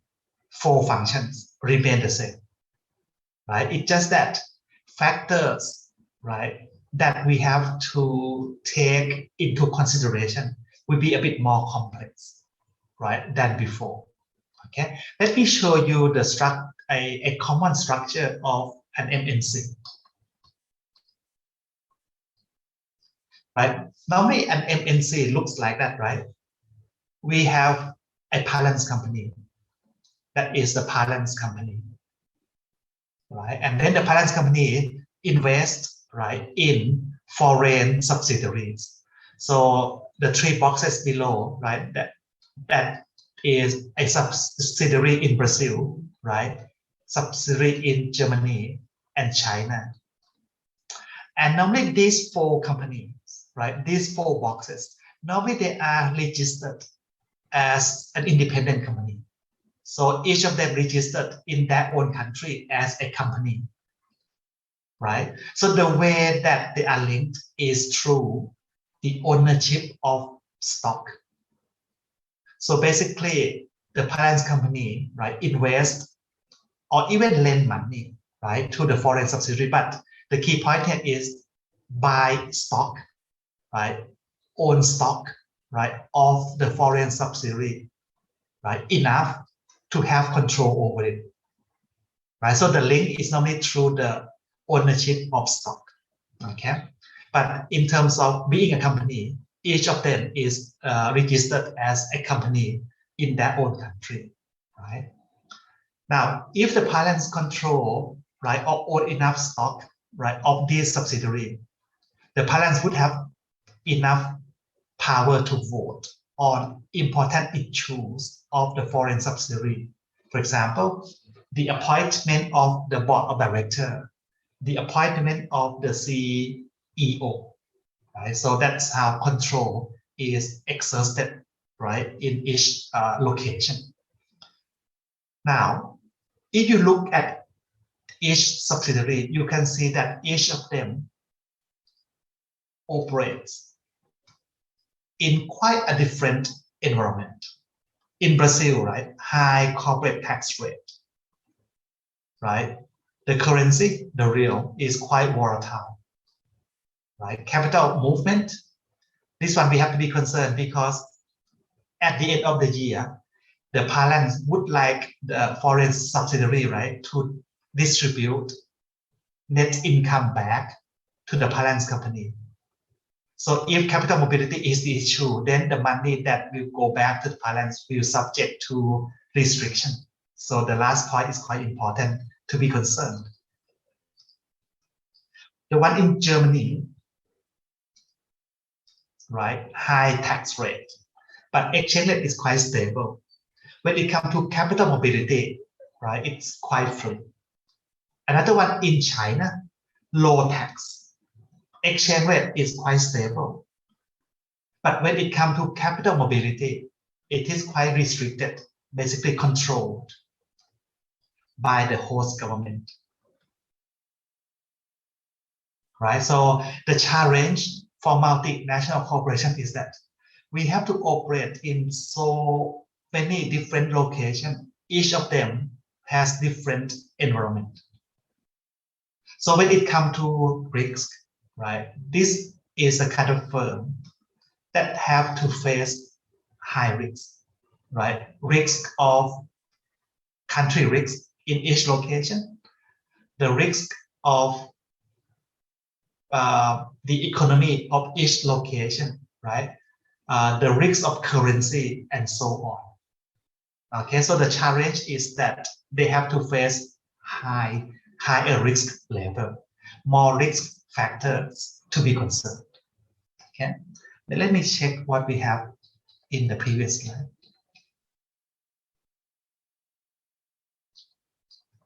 Okay, so the risk that I talk about, right? I think it's on the following slide. Yeah.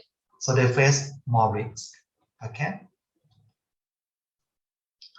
Another thing I want to show you is this. Just go back to that chart again. A lot of time, right?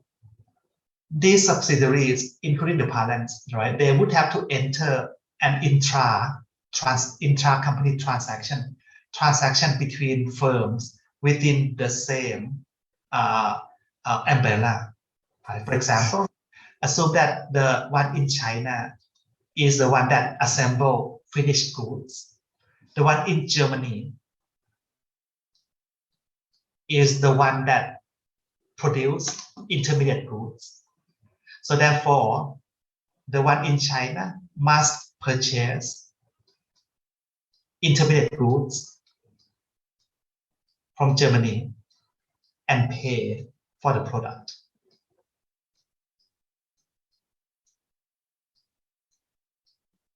So that means when it comes to intra-company transactions, right, they have to set up the price. If these two are independent firms, that price is likely to reflect the market price. Because if the price is higher or lower than the market price, right? For example, higher, China better buy from somebody else. If lower, then Germany better sell to somebody else. So if they are independent company, right, doing the transaction, right, at the arm's length, then that price will be market price. But when it comes to intra-company transaction, sometimes the parents might have incentive to ask these two companies to set up the price that is different from the market. This is called transfer pricing. But of course, the practice of transfer pricing will be limited by the law. But let's ignore the law first. Okay, why would the parents company have the incentive, right, for the two companies, right, two subsidiaries to set up the transfer price to be different from the market? That could be because of tax. If the tax is the major consideration, then you can see that the parents probably want to realize most of the profit in China than in Germany because low tax. In that case, the parents would have incentive to ask the German subsidiary to charge price lower so that most of the profit will be realized in China, and that allow the whole firm, means consolidated firms, to pay less tax. But if the concern is about capital mobility, I guess the parents might want to realize profit in Germany instead, because it's easier to move money than in China. So there are many reasons why the parents might want, right, to set up the price of intra-company transaction to be different from the market. Basically, the parents might want to centralize the decision on price setting.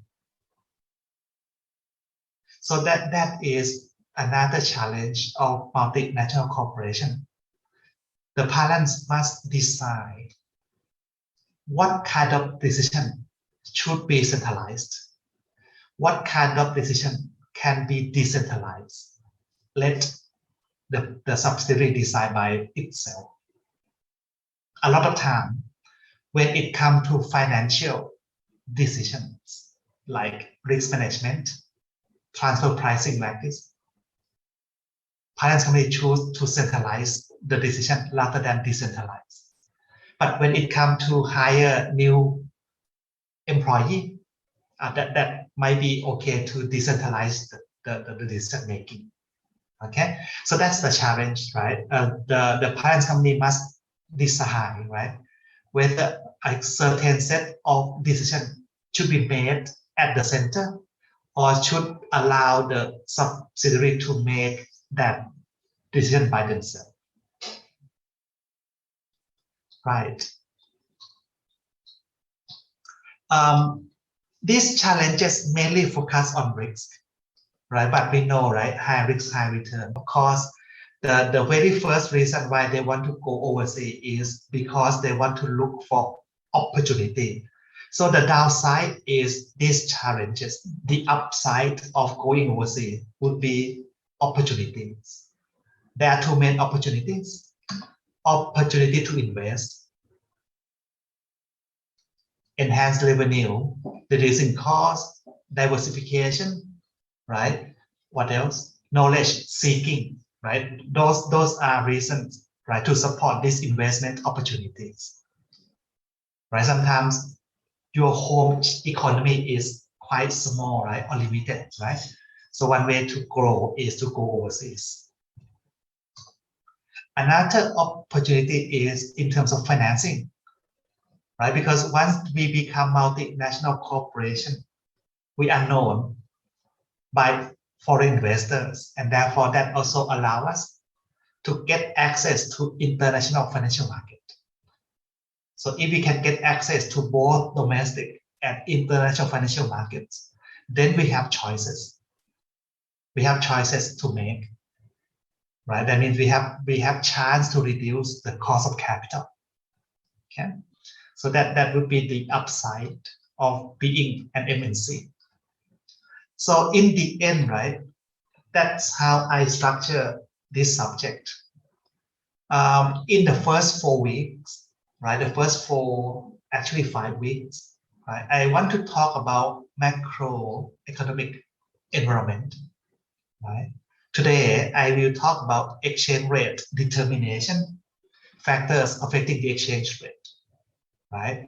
Then next week, we talk about exchange rate system, right? Sometimes if you want to understand present and predict future, you need to understand what happened in the past first. So in that chapter, we will learn about the history of exchange rate. Then we go to one source of information that will be helpful to analyze macroeconomic environment, right? That is called the balance of payments. This is one of national account. We have GDP, right? That's one national account. This is another one, the balance of payment. After that, right, I want to introduce you to a set of theories, right, that explain the relation among exchange rates, inflation, interest rates, and forward exchange rates across countries. And that set of theories, right, or equations are known as the international parity conditions. We take about 5 weeks to do that. After that, I want to narrow down, right, to focus on financial markets and instruments. So this part is about financial markets and instruments. So I want to talk about international financial markets, foreign exchange rate market, and also I want to introduce you to financial instruments known as derivatives, because we want to use that to hedge exchange rate risk. Once we are done, right, we go for midterm exam. Okay, so midterm exam cover that first 2 boxes. Come back from the midterm, we will start learning about corporate financial decision. Right, so I cover from investment decision, financing decision, right? Go down to working capital management and risk management. Okay, so that's the topic covers, right, after the midterm. Okay, so that's how the course looks like. Okay, and this is compulsory subject, so you have no choice, right? You have to do it. Okay, right. I have about 40 minutes, right? Let me try to finish this part. Okay, I may not finish all, but try to cover as much as we can. Okay, today I spent too much time, not too much time. That's what I actually plan to do. We spend some time on the course syllabus. That's why I can only reach here up to now. Okay. I normally do not spend so much time on the course syllabus, right? But this year I just want to make it clear what I will do. Okay. Not that I don't want, not that I never make it clear in other classes, but in the past, I think I have been too lenient to a lot of mistake, right, made by student. So this term I want to be more strict. That's why I have to set the role. I mean, set the rules of the game, right, clear from the beginning. Okay. Right. This part, right, I want to talk about exchange rate determination, right? We want to explain what drive exchange rate to go up and down, okay? The tool that we will use to make the analysis is quite simple. We use demand and supply analysis, right, to explain exchange rate movement. Okay, so let me start with definition first, right? And then I talk about why exchange rates are important from the viewpoint of a business organization, including from the viewpoint from the viewpoint of macroeconomics, right? Then we talk about exchange rate determination. Okay. When we talk about exchange rate, right? The formal definition of the exchange rate is that it is the price of one currency in terms of another. So basically, when you talk about exchange rate, there is always two currencies involved. For example, the exchange rate between Thai baht, right, and US dollar is 31 baht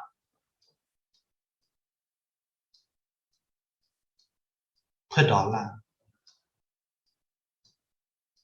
Right? There are two currencies. Okay. When we talk about exchange rate, right, one currency would be the home currency. Right. Today, I will use Thai baht as the home currency. Okay. HC stands for home currency, and I use that abbreviation throughout the subject. Another currency is the foreign currency, right? FC. Normally, when we quote exchange rate, we will quote as the number of home currency per one unit of a foreign currency. Basically, this is the price of which currency. The exchange rate that you see is the price of which currency. Which currency is being priced there. Think about this. Price of oil. Okay. Correct, right? The currency being priced is the one that is in the denominator and has one unit there, US dollar. So normally in Thailand, when we quote exchange rate, we quote Thai baht price of one unit of foreign currency. We treat foreign currency as product being priced. You can compare that with price of oil, right? 30 baht per liter, right? That is product, that is price. Same, that's price. Treat dollar as product. Okay, so that's how we quote exchange rate in Thailand. So basically, it is relative price of one currency in terms of another. Okay. Now, when I write symbol for exchange rate in this subject, I will use capital S, right, to stand for an exchange rate. And right, to make things clearer, I will normally superscribe, right, next to the letter S, right? For example, if I superscribe like this, that's baht per dollar. That means this exchange rate is quoted as number of Thai baht per $1. Okay. Now, you don't have to worry about this bullet. We will cover later in topic 6. So ignore that first. Okay, just ignore that first. Next. If I know number of Thai baht per dollar, I can always calculate number of number of dollar per Thai baht. Right? So given that I know this, right, if I want to quote the exchange rate as number of US dollar per baht, I just have to take the reciprocal. Take the reciprocal of the first exchange rate. I will reverse the quotation. Okay, that is simple relation that you should keep in mind. So in this case, right, number of dollar per baht would be 1/31 dollar per baht. Okay, next. Because in Thailand, we quote exchange rate as number of baht per dollar. Therefore, whenever there is an increase in exchange rate, for example, from 30 baht per dollar to 32 baht per dollar, that implies foreign currency, which is US dollar, has become more expensive. So we say that US dollar appreciates against Thai baht. And since this is relative price, so if one currency appreciates, another one must depreciate. So that also implies Thai baht depreciates, right, against US dollar. On the other hand, if there is a decrease in the exchange rate, that would imply the foreign currency, right, depreciates against home currency, Thai baht. In other words, the Thai baht appreciates against the foreign currency. Okay? Appreciates means become relatively more expensive. Depreciates means become relatively less expensive. Okay?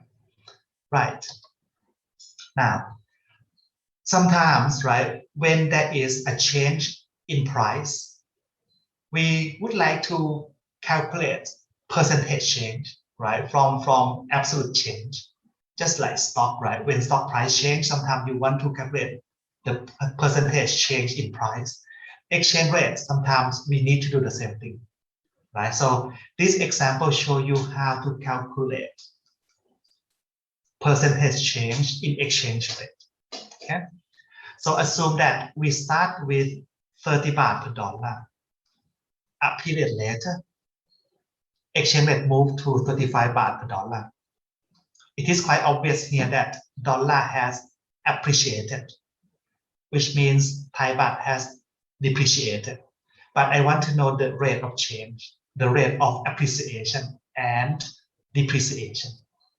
Okay, so if I want to measure percentage change of US dollar value, I have to treat dollar as product, right? And measure the baht price value of that product.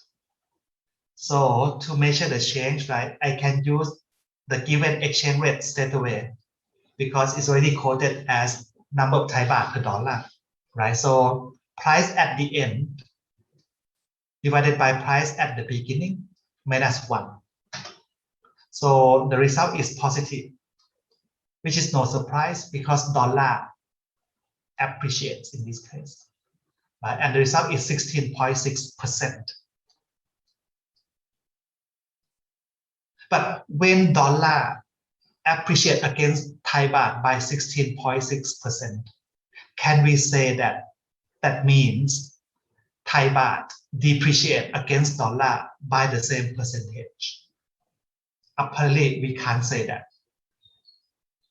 right? If I want to measure the rate of change in baht value, that means I have to look at Thai baht as commodity. So I want to know that each baht value in terms of US dollar has changed by how many percent. So in that case, I need to reverse, right, the quotation, right, from baht per dollar into dollar per baht. And that can be done by just take the reciprocal of the original exchange rate. So that one is number of US dollar per 1 baht at the end of the period. That is number of dollar per baht at the beginning minus 1. Then you do the calculation. The result is negative, which is expected because if one appreciates, another must depreciate. But you look at the size, they are not exactly the same, right? So when dollar appreciate against Thai baht by 16.6%, right? If you want to be precise, you can't say that baht depreciate against dollar by the same percentage because the exact percentage are not the same. But if you just want approximation, right? If you talk about approximation, then you might say that approximately the rate of change are about the same, right? But not exact. Okay. Next, why do you have to care about exchange rate? This graph show you, right? This graph show you y-axis, right? That is the exchange rate quoted as number of baht per dollar. The x-axis represent the year, right? 1993 until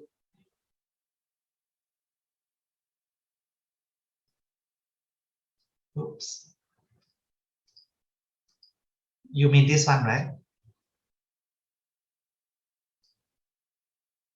Because 1 over the exchange rate is number of baht per dollar. That is actually number of dollar per baht,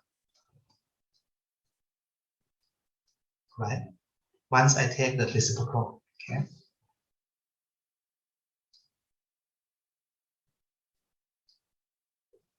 So that would be S0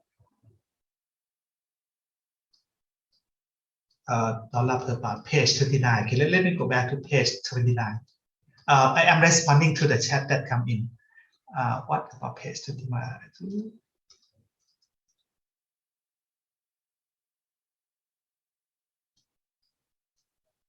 I think they're correct, right? So once you take the reciprocal of baht per dollar, you get dollar per baht. Okay, so that should be correct.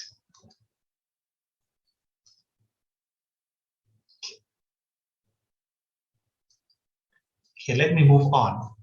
If something's still wrong, just write to me again. Okay, I will come back and have a look. But so far, I think that they are correct. Okay, this graph show you historical exchange rate, okay, between the Thai baht and US dollar, right, from 1993 up until 2009, you can see that prior to July 1997, the exchange rate between the two currencies was quite stable at around 25 baht per dollar. That is because during that period, right, we are under the fixed exchange rate system. July 1987, the country encountered a big financial crisis, which is called Tom Yam Goong crisis nowadays, right? And that forced Bank of Thailand to change exchange rate regime from fixed to float. But the actual float we use is managed float, not really 100% float. Float, but under the management of the Bank of Thailand. So you might want to add the term managed, right? Managed float. So after we use managed float, you can see that exchange rate becomes so volatile. In next chapter, I will talk about what happened during the financial crisis in 1997. Okay, but today, don't worry about that crisis first, right? Just keep in mind that since that day until today, we are under this exchange rate regime. The main difference between fixed and float is that under fixed, it is the Bank of Thailand who determine exchange rate. Basically, every morning, the central bank must announce the exchange rate, and that is done every day. So if the bank wanted the rate to be stable over time, the bank simply have to announce the same number every morning and then try to control, right? And the result is that exchange rate become quite stable, right? But it has some drawback behind, which we talk about that next week, right? But once we have that crisis in 1997, right, we were forced to change the regime to float. Under float system, whether it is freely float or managed float, right? The party that determines exchange rate is not the central bank anymore, but it is the market participants. Basically, under the float, right? Whether it is managed or freely float, right? It is the force of demand.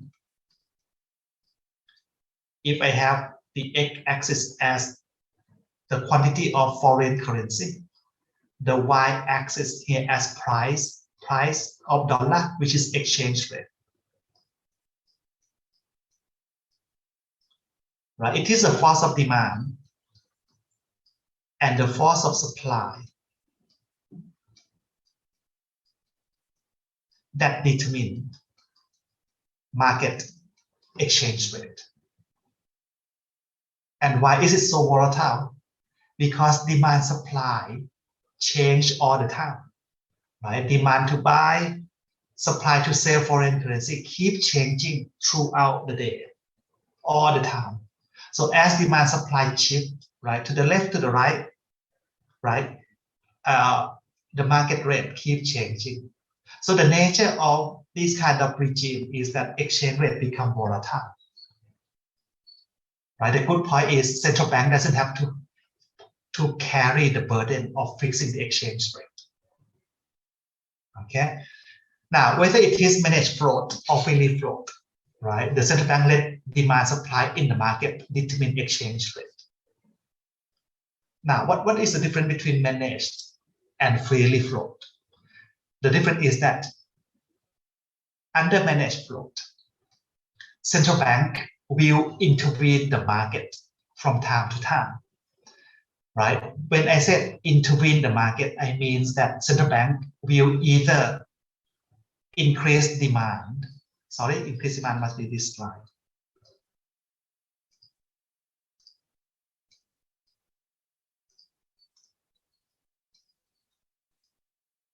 that one we push the exchange rate up, or increase supply, which we push the exchange rate down, right? So that's called market intervention. Basically, central bank participate the market, right? Bring itself into the market and either increase demand or supply, depending on whether the bank want to push the exchange rate up or down. And this is the kind of system we use nowadays, okay?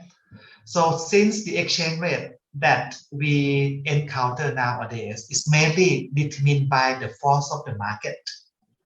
Therefore, what I want to do next, right, is to analyze, right, that what are main factors determining the exchange rate if we were to let the market determine the exchange rate. Okay? That is the next topic. Factors affecting the exchange rate.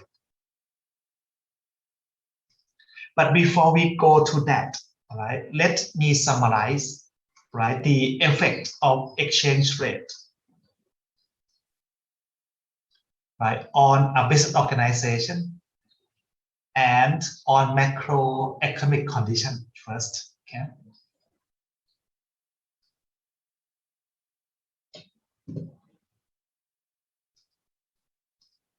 So this slide just summarize for you, right, the importance of exchange rate, right, from the viewpoint of a business organization. Next slide would be from the viewpoint of macroeconomic condition of a country. Let's go back to previous page first. Okay. Oops, sorry.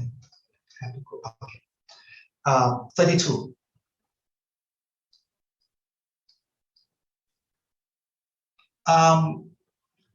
Exchange rate, right, can affect the bottom line, right, of a business. Bottom line means profit. And we know that profit is one of the main factors determining value of a company. So basically here, right, I want to show you that movement of exchange rate can affect firm's value, right? We have to be concerned if we are the management, because the objective of a firm is to maximize value of a company. So if exchange rate movement can affect company value, that means it creates risks, right, to firm. Okay. There are two channels that exchange rate can affect value of a firm. The first channel is that if the firm has outstanding foreign currency transaction, then in the future, when the transaction has to be settled, the change in exchange rate will affect the home currency value of that transaction, and therefore affects value of the firm. For example, if this firm, right, has US dollar account payable settled in 3 months' time, let's say the value is 1 million US dollar. This is a Thai firm. So in 3 months' time, this firm has to make,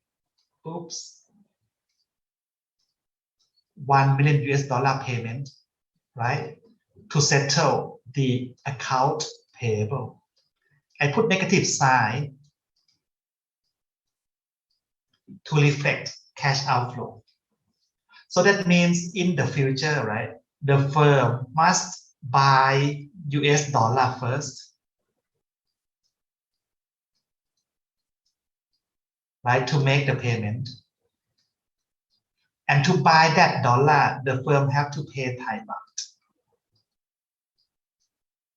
So if in the future the exchange rate is 30 baht,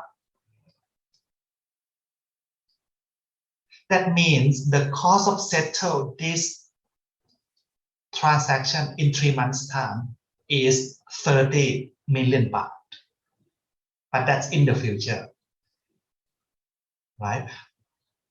Now, what if when the 3 months alive, exchange rate is not 30, but 33?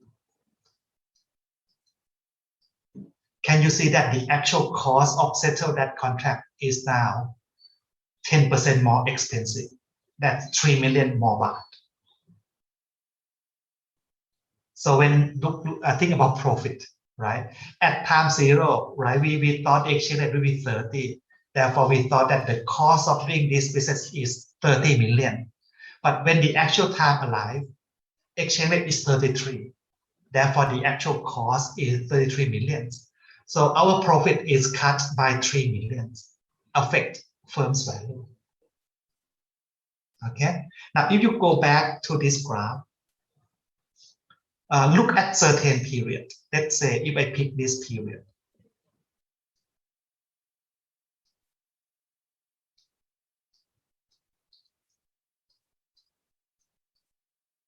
Or if I pick that period.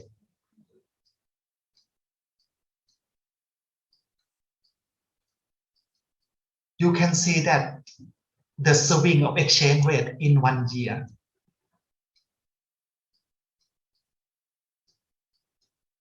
sometimes it's about 3, right? Almost 5 baht per dollar,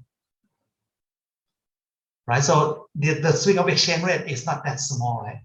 Right? In certain year, right? Exchange rate can swing, right? Year end to year end, up to 5 baht. So if you have transaction value of 1 million US dollar, that swing can either cost you 5 million more baht, right? Or give you 5 million more baht profit, depends on which direction, right? So that's the risk, right? And how exchange rate can affect value. Another channel that exchange rate can affect value is this. I don't know why today I'm slower than on Monday, when I thought Monday I was already quite slow. Okay, so I need to pick up myself a bit. Another way that exchange rate can affect value is through competitiveness.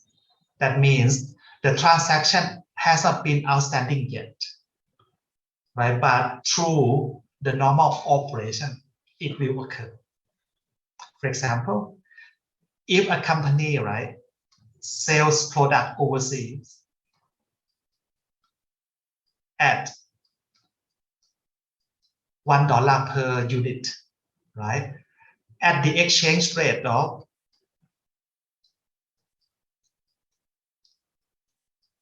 33 baht per dollar, the company will make a margin, profit margin of 10%. So that means the cost of production must be 30 baht per unit, right? Because the cost of production is 30 baht per unit. So if the company can sell this product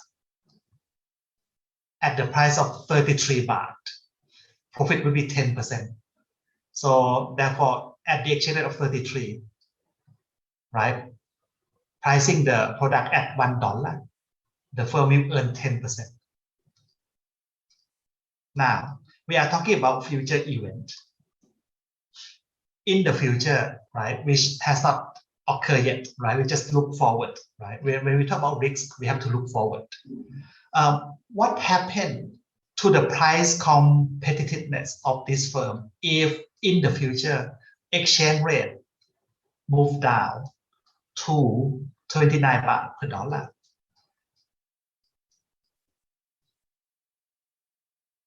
The firm cannot set this selling price anymore.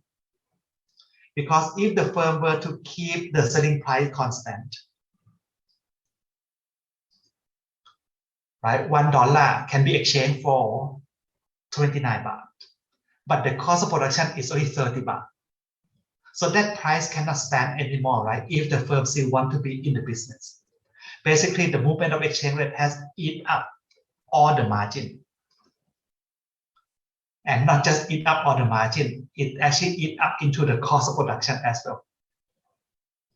So in this case, if the firm still want to survive, the firm must increase dollar price,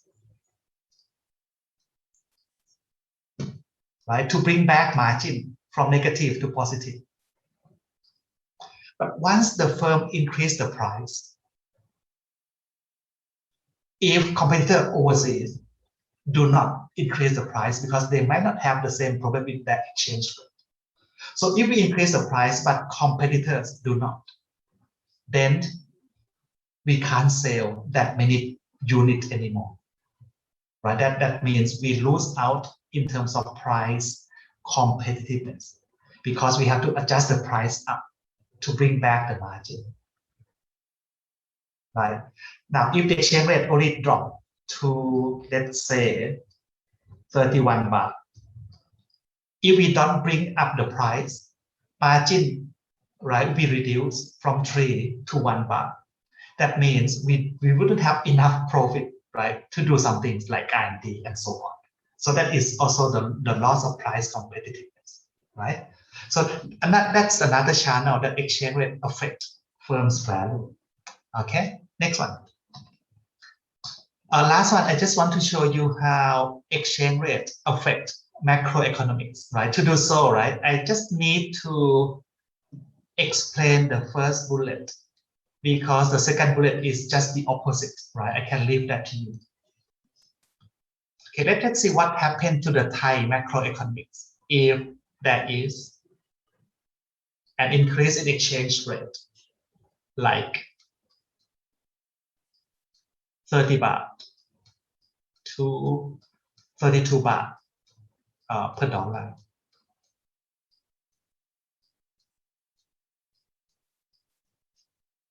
Okay, so that implied baht depreciation, right? When Thai baht depreciates, okay, good point first, right? The benefit first. If Thai baht depreciates, right, Thai exporter will be the opposite to the example I show you here, right? The example I show you on this slide just now, I show you the case of baht appreciation, right? But if Thai baht depreciates, each dollar that exporter receives can be exchanged for more Thai baht. Therefore, that increased profit margin to the Thai exporter. Basically, Thai exporter become more price competitive. They become more price competitive. So good for export. Therefore, if export is good, GDP will be good. And that would boost employment as well. Okay, so that's the benefit of weak home currency. How about the disadvantage? Thailand, right? We are an oil importing company. So when Thai baht become weaker, even though the oil price in the world market remain the same, but once you import to Thailand, the cost of importing in terms of Thai baht will become more expensive, 2 baht per dollar. And oil is used, right, as part of production, right, part of logistics. So that will push out the cost of production in Thailand and therefore create pressure for inflation. Right? Imported product become more expensive, right? So that push up the inflation pressure to the country. That's a bad point. Another bad point about weak currency is that it actually tend to deteriorate the terms of trade. Remember the terms of trade. The rate of exchange of product from one country, right, with the product from another country, but measured in terms of products, not currency value. Okay, think about this. If in the past, right, let's say, right, I want to import a car from the US, which is worth 20,000. But to buy this car, right, we have to buy US dollar first.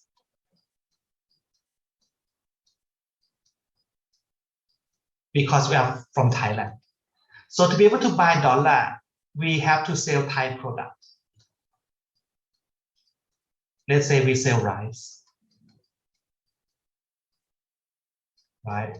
And then we have Thai baht and sell Thai baht to buy dollar. So that in the past, right, if we sell 100 tons of rice, we would have enough money to buy 20,000 US dollar to buy one car. Now, if the exchange rate increased to 32, that means to obtain 30,000 US dollar, we need to use more Thai baht. And if we use more Thai baht, that means we have to sell more rice. Basically, we have to trade off more resources. We have to trade off more resources for one same unit of imported product. So in the terms of trade that is measured in real term, we lose out more, right? Because we have to give up more rice, right, to get the same one car. Okay, so that will be the bad point. Okay, terms of trade become worsen. Okay, now a bit too slow, so I think I have to leave that for next week, right? When we come next week, right, I will try to quickly finish this part, right? Explain about factor determining exchange rate, right? Basically, we will use supply and demand concept, okay? But let me spend 2 minutes, right, before I leave you. Just give me 2 minutes, okay? To do so, right, we will assume floating exchange rate system, okay? To make things simple, I assume 2 countries, right? I use Thai baht as home, US dollar as foreign. Okay. Now, what you have to be careful is that we are talking about foreign exchange market, whereby people buy one currency and sell another currency. So when we talk about supply of dollar, that is the force to sell dollar, right? But if someone were to sell dollar, that means they want to buy something, right? In this case, they want to buy Thai baht. So supply of US dollar is the same as demand for Thai baht. And the opposite must be true as well, right? Demand for dollar must also be supply of Thai baht, right? Those who want to buy dollar, they have to sell Thai baht in this market. So to give yourself less confusion, okay, when we talk about demand supply for currency, we talk about demand supply of foreign currency. So in this analysis, I will talk about supply of dollar. And only keep in mind that the other side of that is to buy Thai baht, right? And for demand, I talk about demand for US dollar. And keep in mind that those who buy dollar, they are also selling Thai baht. But keep the other part in mind. Okay, so we talk about demand supply of US dollar, right? When we come back next week, I will analyze first, right, who create supply of dollar and who create demand for dollar. And after that, we will analyze exchange rate. Okay, right. Let me end the chat first. Okay, next week I will try to pick the speed up a little bit. Okay, today I'm a bit too slow. So please read the book, right, and the lecture note before you come, right, so that I can pick up the speed a little bit more. Okay. Right. Any question you would like to ask me first before we leave the class? Okay, if there is no question, then I see you again next week, right? And have a good day. อาจารย์คะ Yes. I don't know if it's okay if I can take 2 minutes to promote my club. Oh, yes, go ahead. Yes, please. Thank you.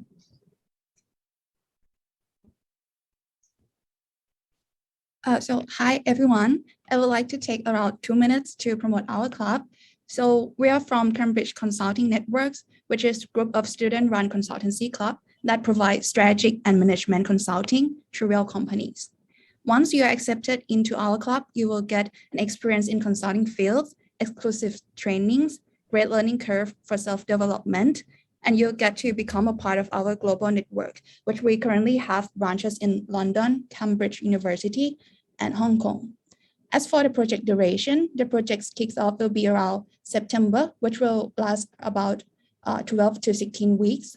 And for the application, we're welcoming all Chulalongkorn students from any degrees in any year who are interested with excellent communication skills in both Thai and English, and have decent problem-solving skills, analytical skills, as well as strong commitment.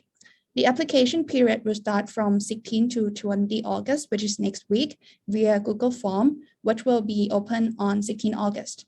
If you want more information, you can visit us on IG, Facebook, and LinkedIn. So if anyone interested, please don't hesitate to apply. And thank you so much for your time. Thank you, นะคะอาจารย์ Yes.